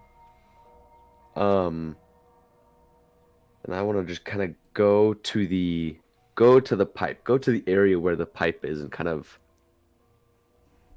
in a sense, scout out what the situation is. Okay. I can roll a perception and or investigation if you would like me to. You are welcome to roll a perception. Yeah. I'm rolling dice in a dice rolling game. Dice roll. Everyone gets at least one roll, you know? One roll per time skip session. Nice. Okay. Perception. I thought I had a good modifier on this, and I do. Am I able to finesse advantage because I know what I'm looking for and I'm very familiar with this area? Not generally. I'm gonna keep you on the straight and narrow. Man, you must hate me. We'll find out. Ooh, that doesn't look too good. Oh, no, that's fine. 21. 21. Yeah, I'd say that's pretty good. Yeah, I'd say it's good. Basically, as you guys approach this section, you kind of hold out an arm really quick for them to stop and then kind of peer around the corner. And what you can see and hear is this, it looks like a congealed humanoid figure of boiling water, kind of steaming off and fogging up the surrounding area. And what you're watching is these bubbling hands like reaching up and grabbing other pipes and attempting to like wrench them free. So far it hasn't had any luck, but at the moment it also hasn't seemed to notice you. How big is it? It is about it's smaller than you. It's probably about like 6.5 feet tall. Oh. That's not that big. I'm gonna just kind of look at the both of them and like make sure that like we make eye contact, like they know that I'm looking at them. Mm-hmm. And then I'm just gonna kind of walk around the corner, not towards it, but just around the corner and kind of more or less hope that they follow. Okay.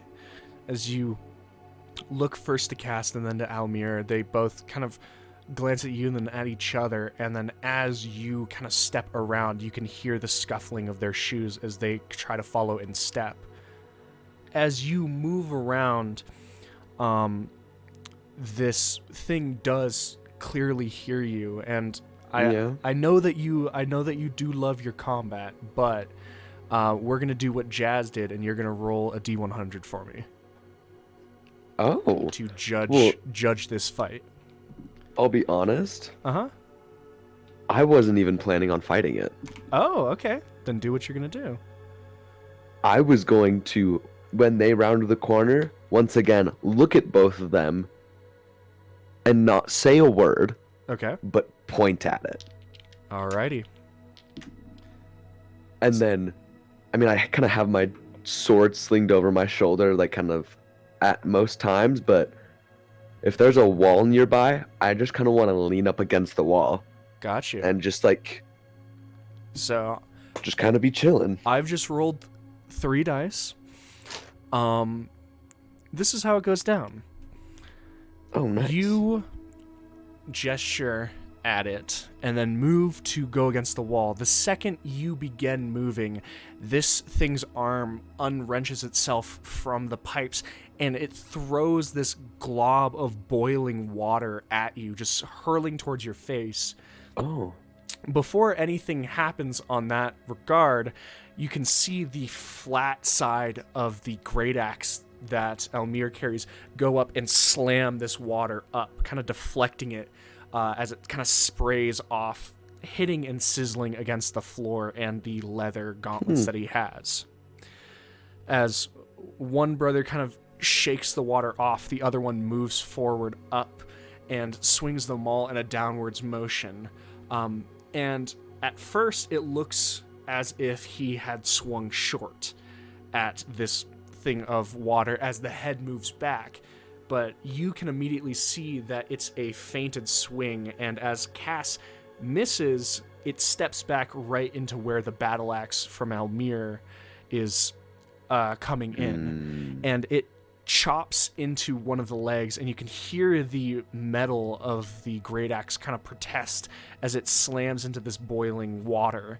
And the figure kind of yells this kind of burbling scream that then both of the boys kind of both reel back together and slam into this section right at the base of the neck. And Gil, in this moment, you can see that although all the rest of it is this amalgamation of boiling water, there seems to be this gelled sphere in the throat like an Adam's apple that the maul and the great axe swing in and crush. And as it crushes that, the entire thing falls down to nothing. So did they do this, like, unscathed? Besides the fact of Almir parrying the boiling water and it spraying on him, it did not get anything else. Let me tell you, they dice roll well, apparently. I guess so. And does that seem to be the entire threat? Is there no other problems? In the immediate time that you guys are like standing there, it kind of stays quiet. Nothing else rises to the challenge. And although you guys spend probably the next 5 minutes checking and locating the initial broken pipe that you all were told about, nothing else rises up to challenge you. Nice. Then I'll take the two of them and take them back. And if there's people I see on our way out, I'll just like let them know that they're all good and that they should be all right. And you can see, luckily, the one dragonborn, this kind of pale red one, and his you can see a section of, luckily because he is a red dragonborn, he himself was not burned badly, but you can see like kind of the beginning of like a harsher red to his arm and a section where it seems that the edge of his sleeve has been like almost torn off, and you can make the inference that this was the dragonborn that like called the alarm on it and discovered it. As luckily for this day, only one person was hurt with minor injuries, and for that, this general emergency turned into a training exercise turned out to be a success for you. Nice.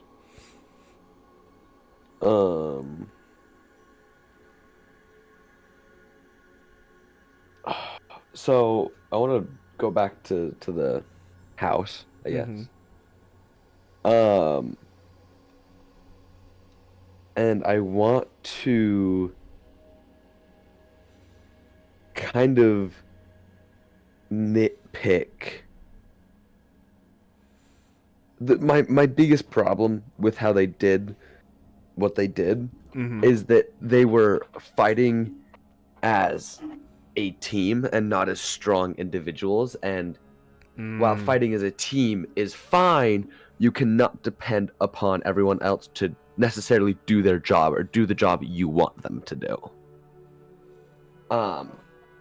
And so I kind of want to convey that in a way of like, it's not bad.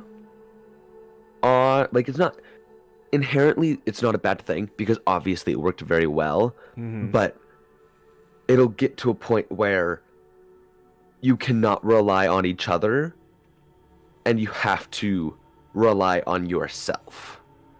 And so, while this worked out very well, given enough time, it won't always work. And it's a rolled dice, but also a general thing of you do see it hit a little bit quicker with the older brother.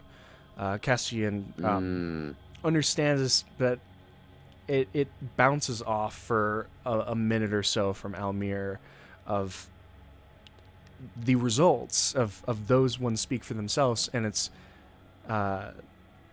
Castian who actually kind of butts into Almir's kind of careful rebuttal, but still rebuttal nonetheless of there were good results, and it's saying of he doesn't even frame it as like what if one of us aren't there. It's what if there are three things? What if there are three different rooms that have emergencies?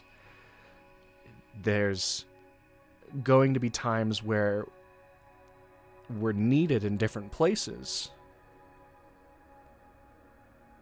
And you can see that careful probe by Castian does generally get through to Almir, and you yourself, as kind of watching this trade between the two brothers, you kind of get the understanding that the two of them will probably, unless if something large happens, which I'm sure deep down you don't exactly want to happen, if something large and unfortunate happens, will be doing everything in their power to fight side by side for as often as possible. But at the very least, in Castian, he's taking that verbal lesson to heart of the duo can't be the only strength. Right. And it might take a little bit longer for the younger one.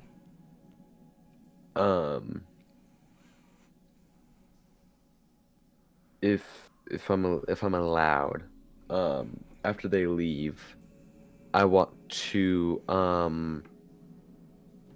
go and talk to the Lord. Mm-hmm. And just kind of, the best way to put it is like express my pleasure with how the training is going, and I'll like explain the situation that happened, and just kind of let her know that like this is going well, they're capable, they can do things, not necessarily that they need to be hired, but like this isn't for nothing, basically. You're not wasting your time, is what you're telling me. Unless you think what they did was a waste of time, then I wouldn't think so. Anytime the champion is called upon and everyone is able to walk away on our side alive, I would never call it a waste of time. From the reports I got later, that thing wasn't allowed to venture too far from its origin where it was discovered. No time was lost, and more importantly, no lives were lost. And ideally, things only get better from here. Indeed. And you can kind of see her kind of scratching her chin, nodding.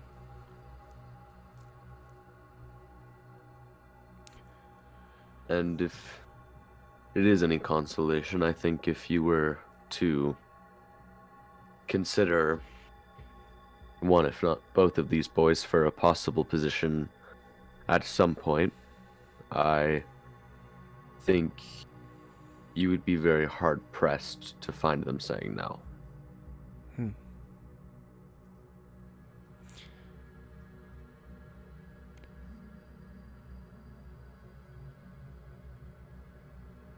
You're not doing this as a favor to either of them, I assume. It'd be uncharacteristic of you, to say the least. You recommend them because they deserve it.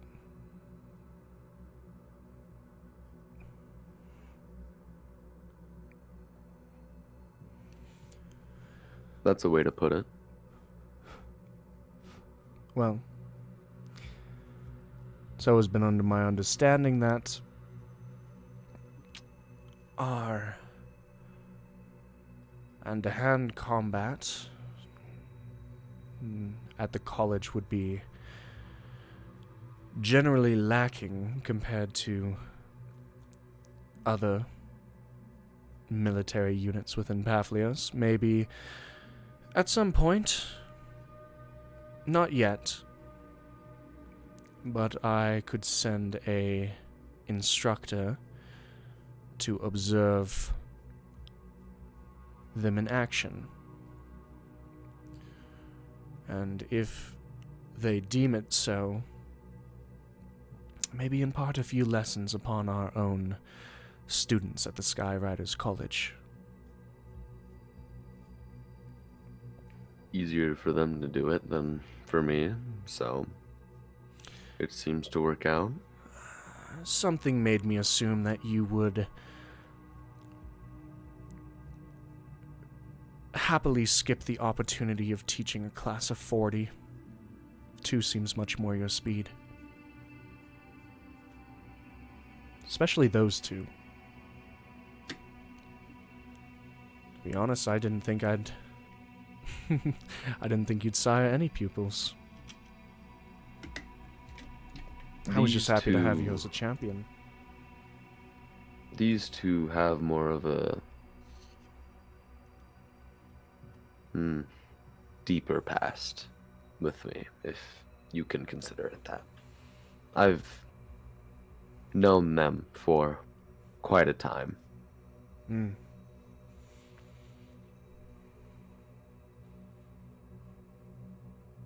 I see. Well, in the coming weeks or months, I'll see about talking to the academy, seeing if one of the professors could come down from the mountainside and observe.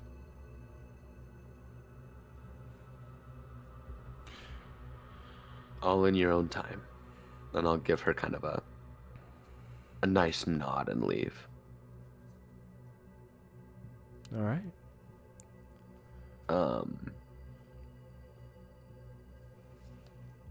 And then,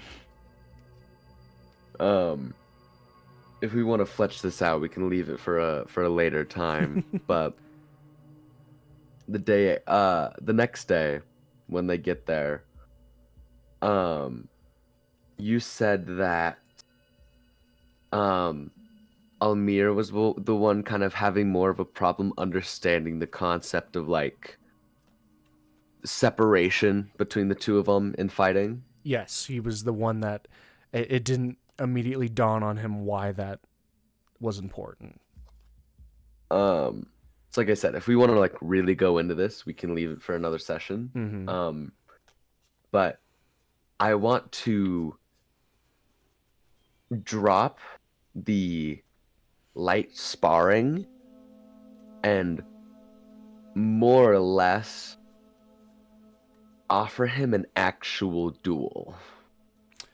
One, not necessarily to the death, but if it happens, it happens, but one of concession. It's winner by concession, really. Just to kind of show him, you know, if he's not going to learn through just given examples, I'm going to show him that he needs to be strong on his own. Because if you are in a situation where it is just you and an opponent, this is what will happen. Gotcha. Well, whether we decide to have that happen in the brief context that you just provided or go further into it, I think we deserve to hop over a little bit to Greywall. So, with a success tempered with a new lesson to learn with you and your students, we're going to jump out of Dacaria and over to Greywall. Suna. Hello. You're back. The city itself seems to have remained unchanged, steadfast, with the large gray walls protecting this massive city of bustling people. You return and, a little bit to your surprise, to an empty keep. You assumed that others had gone and left after you had, but as far as you knew, Zex was going to remain in Greywall. I'm sure he'll be back soon. And with that, it's not hard for you to reconvene and resume your lessons, your way of the blade with Roxy. She's basically over this next couple bit, as technically with what you're doing, we're the furthest in for the jumbled up timeline that I'm presenting to you all. Basically kind of reverting to it as you can see her methods. You begin seeing them develop. You yourself are a more of a flurry of quick strikes, but the strikes, when you do hit them, are hard and fast. The style that has become clear to you in the coming weeks and beforehand for Roxy is she prefers to watch for an opening. She parries, she steps back, she's on the defensive until she can develop or locate a break in someone's defenses, where then she attempts to kind of lunge in, catch you off guard, trip you up. Her attacks, although she never gets too good at chaining them together, are, when she gets better at reading opponents, become devastating to get, as she doesn't, I guess, fight elegantly is the best way to put it. Okay.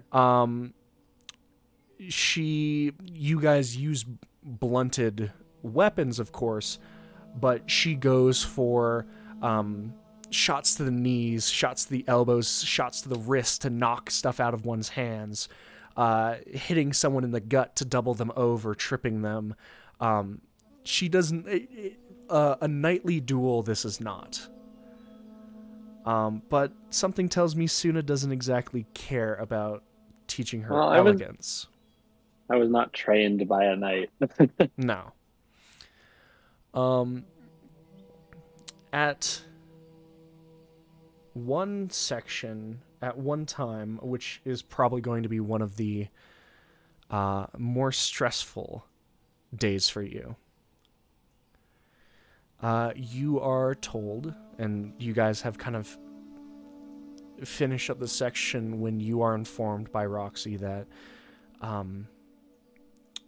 her parents wish to check in on her progress. And so she says that the next day, instead of just basically working together for this lesson, she'll be basically you guys will have a group watching. And to your probable dismay, she doesn't know exactly who's going to be watching, but she's pretty confident that at least her mother will be there. Okay. So the next day, you gather yourself and head to the path that you've become so used to the castle. Immediately entering this courtyard, you can see a small section of basic but comfortable chairs have been set up. And these people who have almost ironically and kind of out of place for you are almost like having a small it almost looks like this weird like royalty reunion of people milling around, talking to each other, laughing, and you can see some of them with like glasses in their hands as the only two people who are kind of pulled away from this is Roxy herself, who is not in in dress that you have seen her before, of these basically riding pants with a general leathers and tunic, looking in a way that I can only describe as like tomboyish, something that you are accustomed to see her in, but every time that you and the group have seen her in public is pretty much the exact opposite. And standing next to her, probably a good like half a foot taller than her, is in this kind of still very, very elegant, but much simpler than you've seen at any other time, dress, the tall, Eldarin elvish form of the High Queen. And how many people are here? As you kind of look around, there are 7 other people kind of milling and talking to each other. Immediately, you can pick out 2 of them of being Varder and Yenta. Oh. Both kind of talking, communicating, as one of them kind of catches your eye as you look at them, and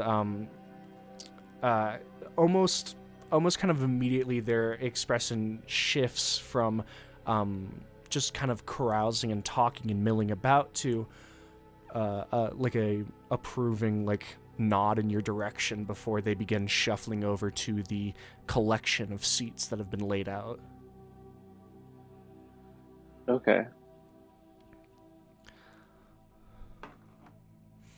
I guess we'll talk to the High Queen before I get my state mandated dice roll.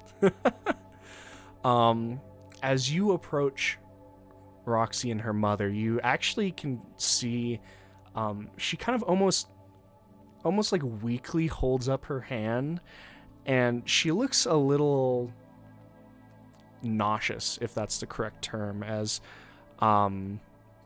she kind of forces this kind of smile, and as you come, she's like, I didn't know that there'd be so many people to watch.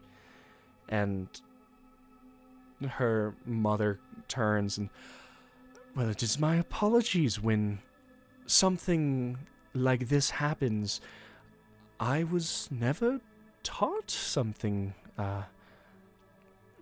this worldly myself. We have our natural abilities given by the gods, and we keep it at that. And you learning something from one of the dragon slayers is gossip gets around, and it's not polite to say no to those who want to see what the what the heir of the nation is capable of.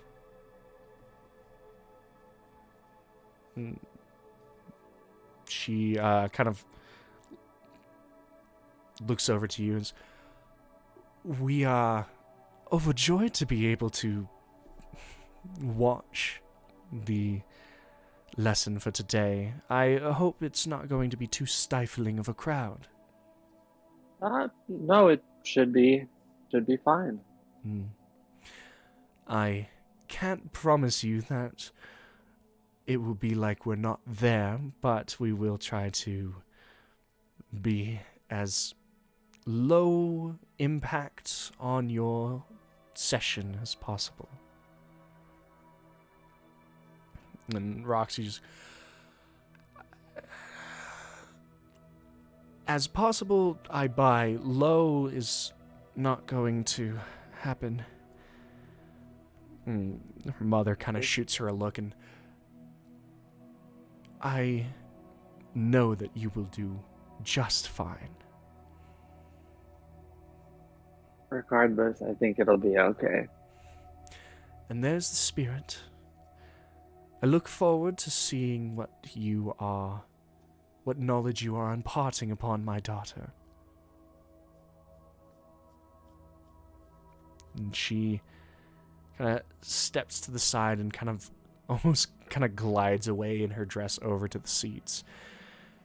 And Roxy just kind of pulls up and squares her shoulders and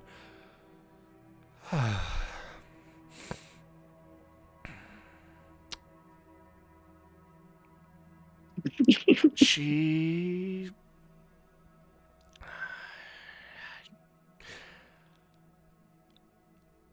I don't even know what to say. She's very obviously uncomfortable. Yeah. All right. Why don't we just get on with it as normal and just work through it? You're still the boss. What we've got for today. Nothing.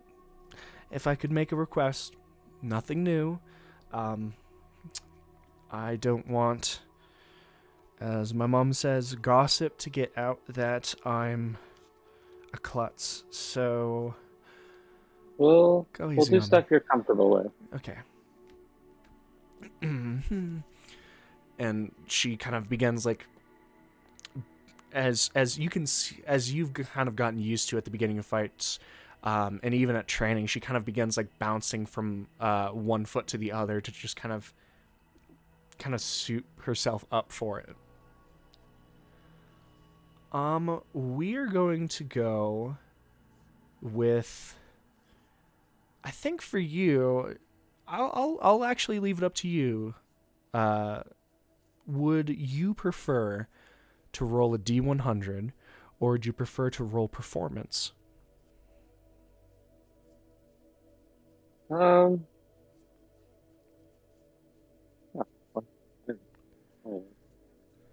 just do a D100 for. I think that'll be fun. Alrighty.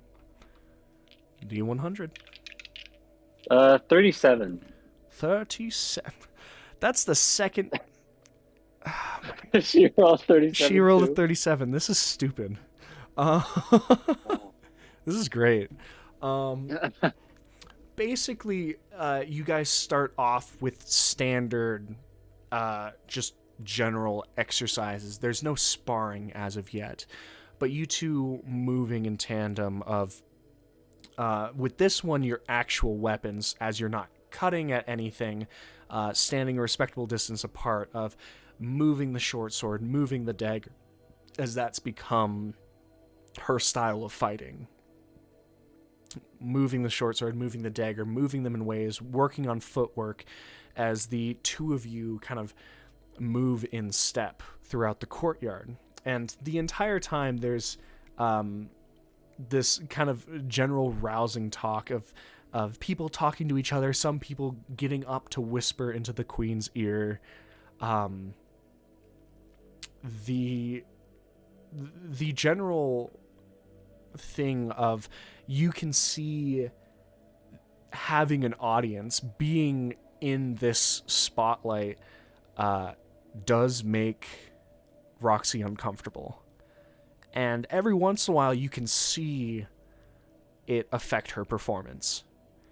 Whether she glances over at the group of people and kind of gets out of step for a second, or when you move on to different ways of using the knife, and over the past few bits, before you had left, you had started training her in knife throwing, and that's something that she's been practicing. And before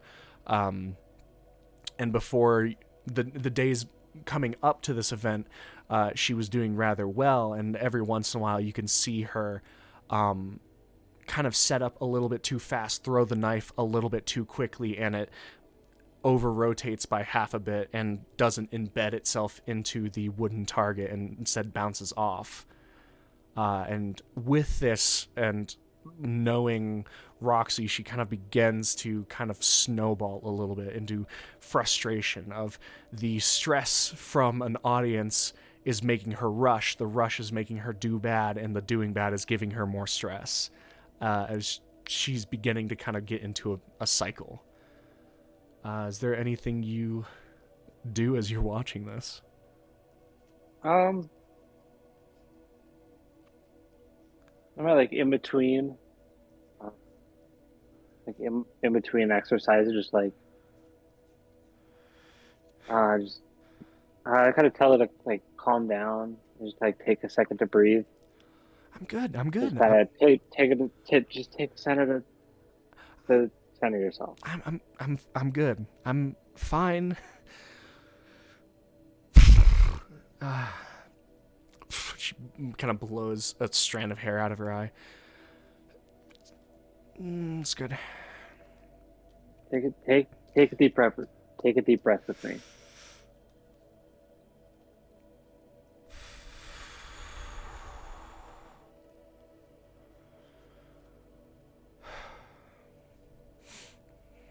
Okay. All right.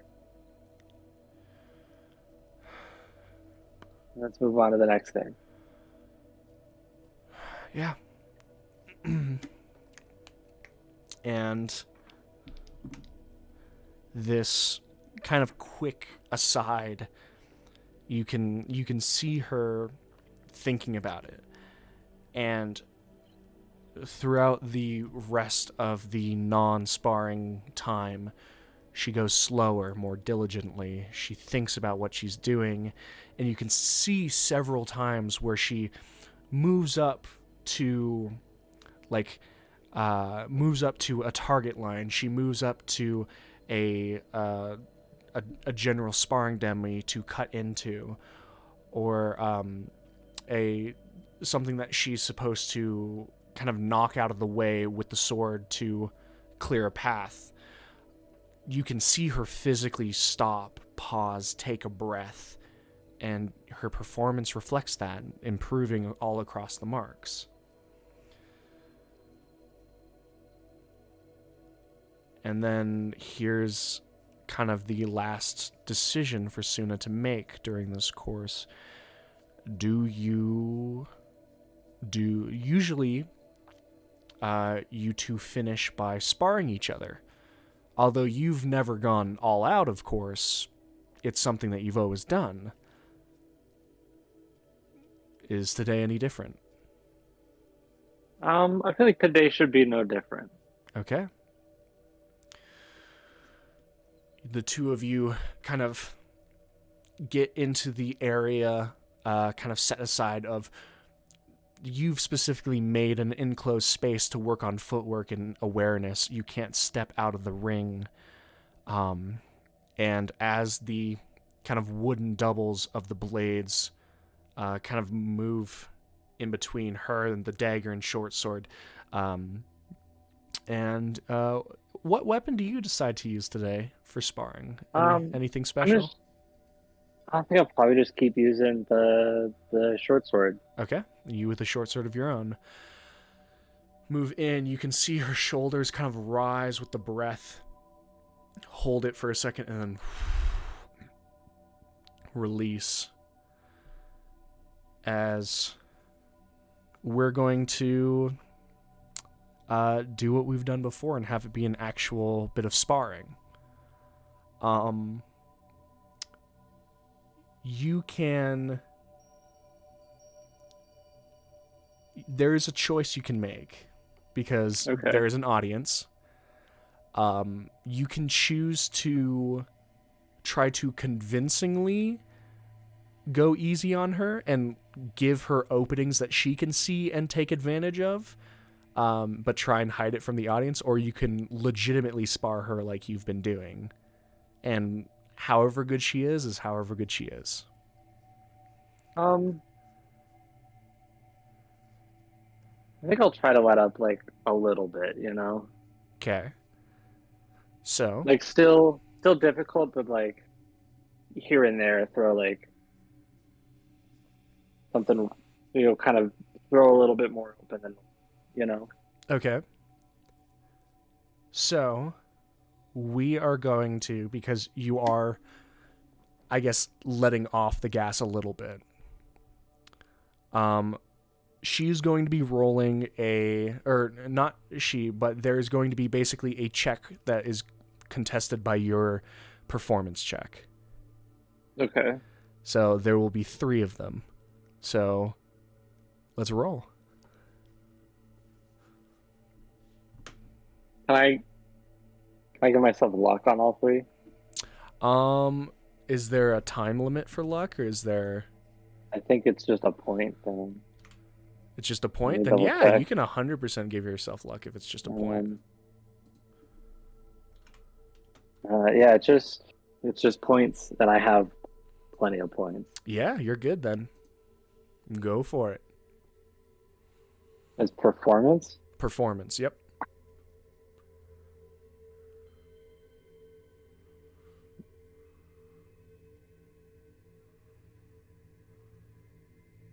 So 18. Okay.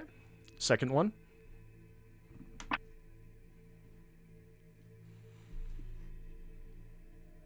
Is 17.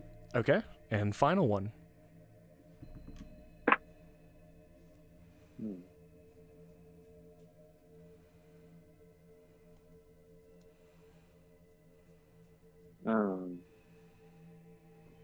18.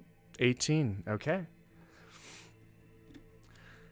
How this duel commences is you two circling, and as before, you go forward, you swing your short sword at her, and she's blocking, she's parrying, she's moving and weaving out of the way of your wooden blade.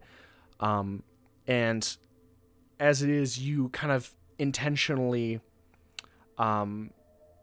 take a step back in for something for most people would seem almost kind of natural, of just someone stepping back to wind up for a bigger hit. But Roxy knows now that it is something that she can fully take advantage of. And you watch as she presses in, kind of slams into your left leg with her right knee and taps the center of your chest with the dagger. And there's like this kind of small rolling kind of applause from the 7 people as the 2 of you step back, reset, go again. Once again, the pressure you're putting on her as she's stepping, and she's doing well. She's not failing by any mark. And then this time, you allow your blade to kind of go a little bit wide. And in this moment, can I get what's your perception? Passive? Yes. 12. Good to know. And in this moment, Anything. nothing important. And in this moment, she kind of presses in on it and crowds your personal space, kind of pushing herself up against you and knocking you over onto the actual ground. Okay. And she kind of breathes out, and then one final time, you two move in again. You slashing with the sword, her parrying, and her kind of almost moving a little bit uncharacteristically. Insight check from you. Okay. What's your insight? 16, 17, 18. 18. With this, and you kind of reading her eyes, you think that she's onto you. That you've kind of let off the gas. And she's beginning to make, as you can see yourself, mistakes of her own. She's leaving one side open and pressuring you.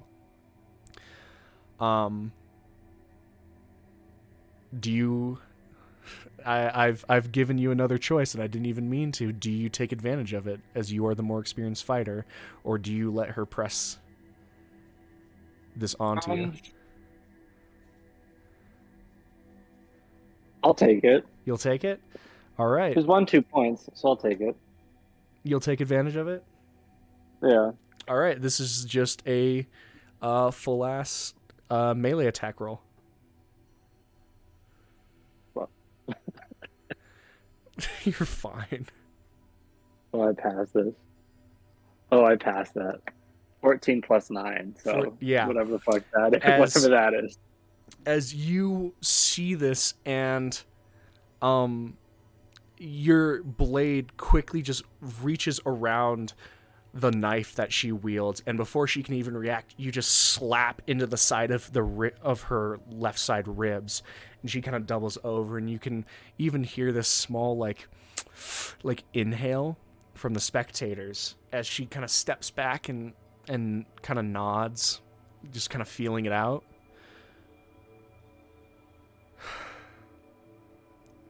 And then you two reset, reconvene, move in. And then with this, you can see she's back. Like, you've immediately snapped her back into the lane that she's actually good at and comfortable in. Yeah. And for this time, you once again give her an opening that's obvious to her, and you can easily see of her just kind of moving, basically batting your elbow aside to move your blade down, opening your right side, and exchanging the favor by smacking you hard with the flat of the wood sword on your right side ribs. All right. And and with that, with 3 points being scored one way or the other, that is the conclusion of the sparring match, with Roxy getting 3 points on you. And both of you there kind of breathing heavily, a bit of sweat collecting basically underneath your eyes, kind of burning as you blink, moving down each of your foreheads and collecting in pools onto the basically leathers that Roxy wears, or the armor plating that you might be wearing while sparring. As this kind of rolling clap kind of gets louder in your peripheral, and as both of you kind of turn, these people have kind of stood up and are giving this polite applause as some of them just fully seem to have had their fill, and you can see different people that you don't recognize moving away and leaving the courtyard. However, as you watch now, and both of you are kind of panting, getting your breath back, the High Queen, as well as Yenta, kind of step off and begin moving, talking quietly to each other as they both approach you. Can I hear what they're saying? You can make a perception check.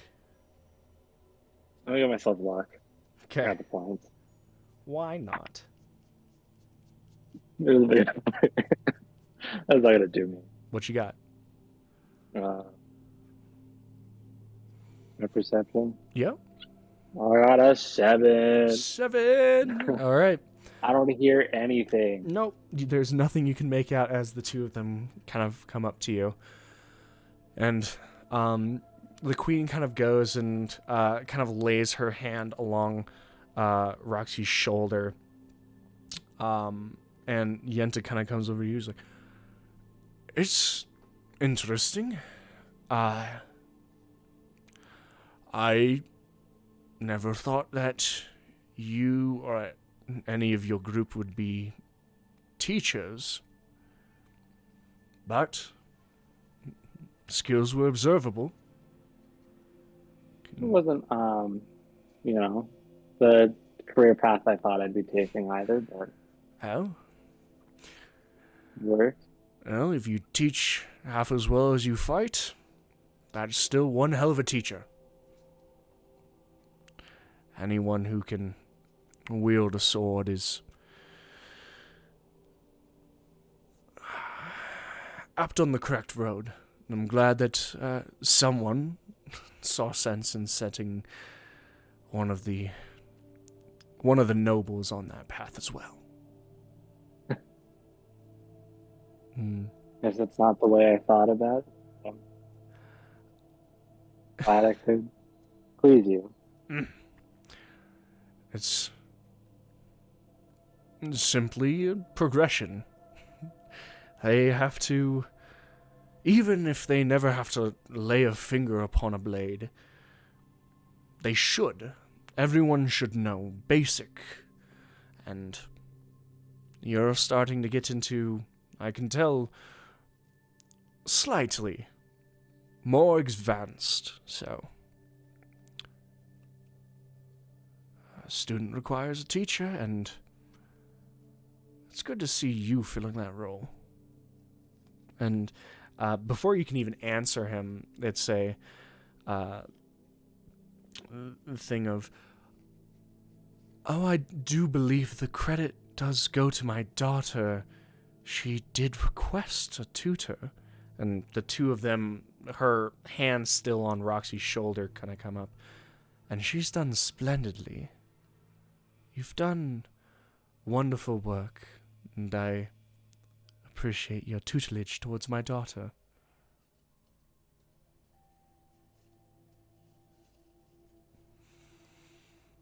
It's been a great experience.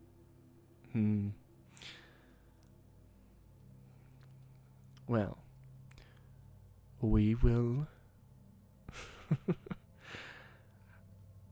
be happy to continue to see your tutelage for the time being.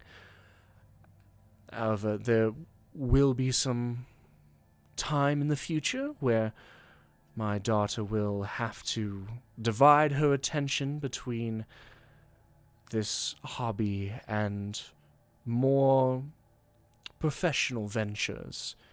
And you can see Roxy kind of stifle a bit of an eye roll, unbeknownst to her mom. But I understand. I'm sure my own professional ventures will come back eventually.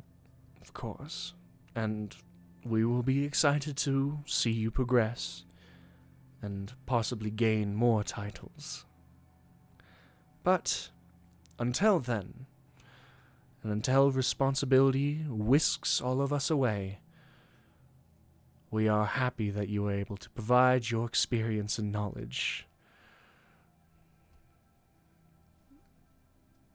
And you can actually kind of see Roxy kind of getting kind of flustered. And she goes, "All right, that was a good one. Good session. I'm going to leave." And you could see her kind of like wiggle out from underneath her mother's arm. And kind of abscond, leaving the courtyard. Hey, insight. Sure. Is she just like generally uncomfortable, or is she uncomfortable having like is she like uncomfortable having me and her mom in the same room? Okay.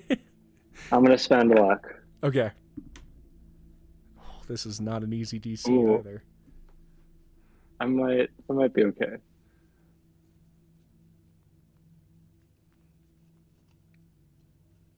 What you got? 19. Good job.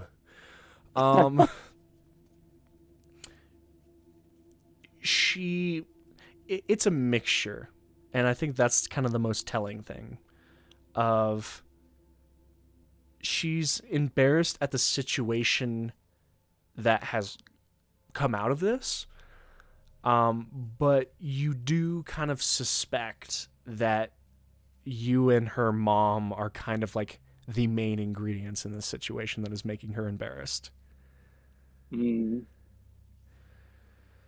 And as you have that thought, you can see her retreating back, the High Queen, just, she's very ambitious. Luckily, she has a lot to learn. But we are eager to make sure that she is better than her father or myself could ever be for the future. And we appreciate that you are a part of that, Suna. I hope I can help her well into the future. And we thank you for that. I apologize for cutting our conversation short, but responsibility of my own calls, and believe, and she kind of looks over to Yenta. I believe our ambassador is going to accompany me. So, you have a wonderful rest of your afternoon, Suna, and I'm sure that she's never been too appreciative of crowds, so she might be a little bit more willing to learn tomorrow. And with that, she kind of turns and pivots. Not even gonna say. If you want to Nice say meeting something, I just want to say it was nice meeting her. she kind of Feel nods. affirmed. As you've become painfully aware of, she moves very quickly. Yeah. As she's like in the middle of turning and still like turns her head back to you to nod and kind of gracefully curtsy before heading out, with Yenta kind of giving you a nod of his own and leaving you in a palace courtyard. I guess I'm the only one here. I guess I'll go home.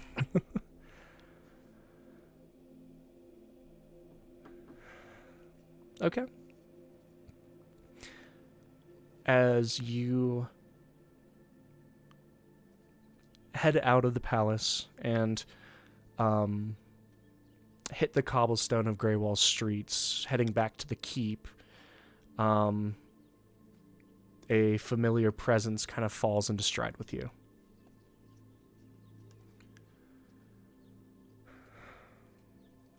Hello. I'm sorry. That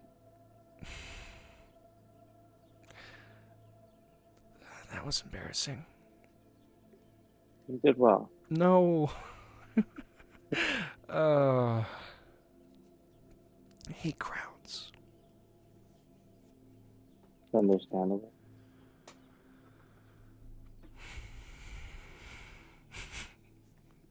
Oh, well. Even if it's just a hobby, it's good to learn.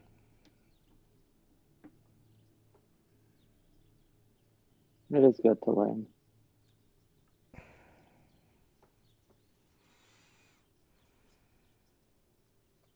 Could prove more useful than you might ever think. Yeah, sure. No, I wanted to get. You didn't deserve. You didn't deserve me. Just kind of walking off like that. So I figured you deserve an actual thank you. So thank you for teaching me through all that. Of course.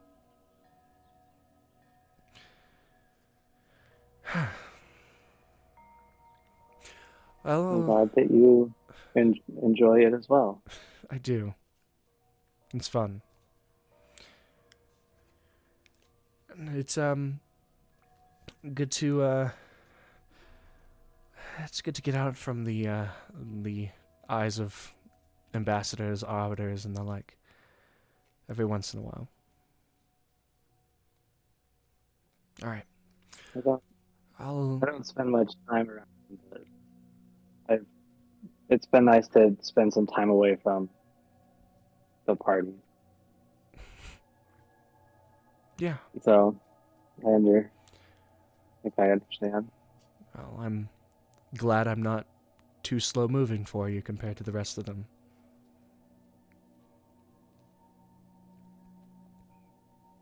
You know.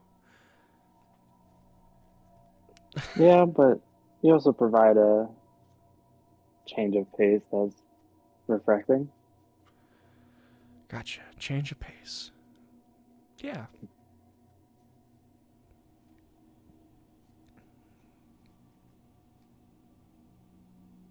Well, I'll see you tomorrow, right? See you tomorrow. Okay. All right. And it's quick, but she kind of jumps onto like her arm going over your shoulder and like hugs you and then dashes off.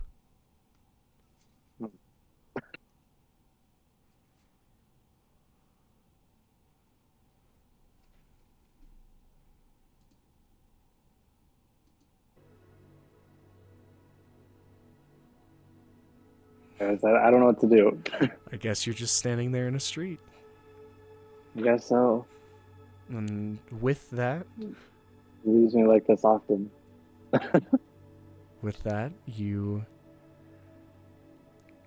we pull away from Suna standing a little frozen, a little shocked in a street, away from Nime currently aboard a ship with her past mentor, away from Rem who's starting to till a garden, and away from Zex who is treading through the sand. As we're going to end the episode here. Thank you everybody so much for watching.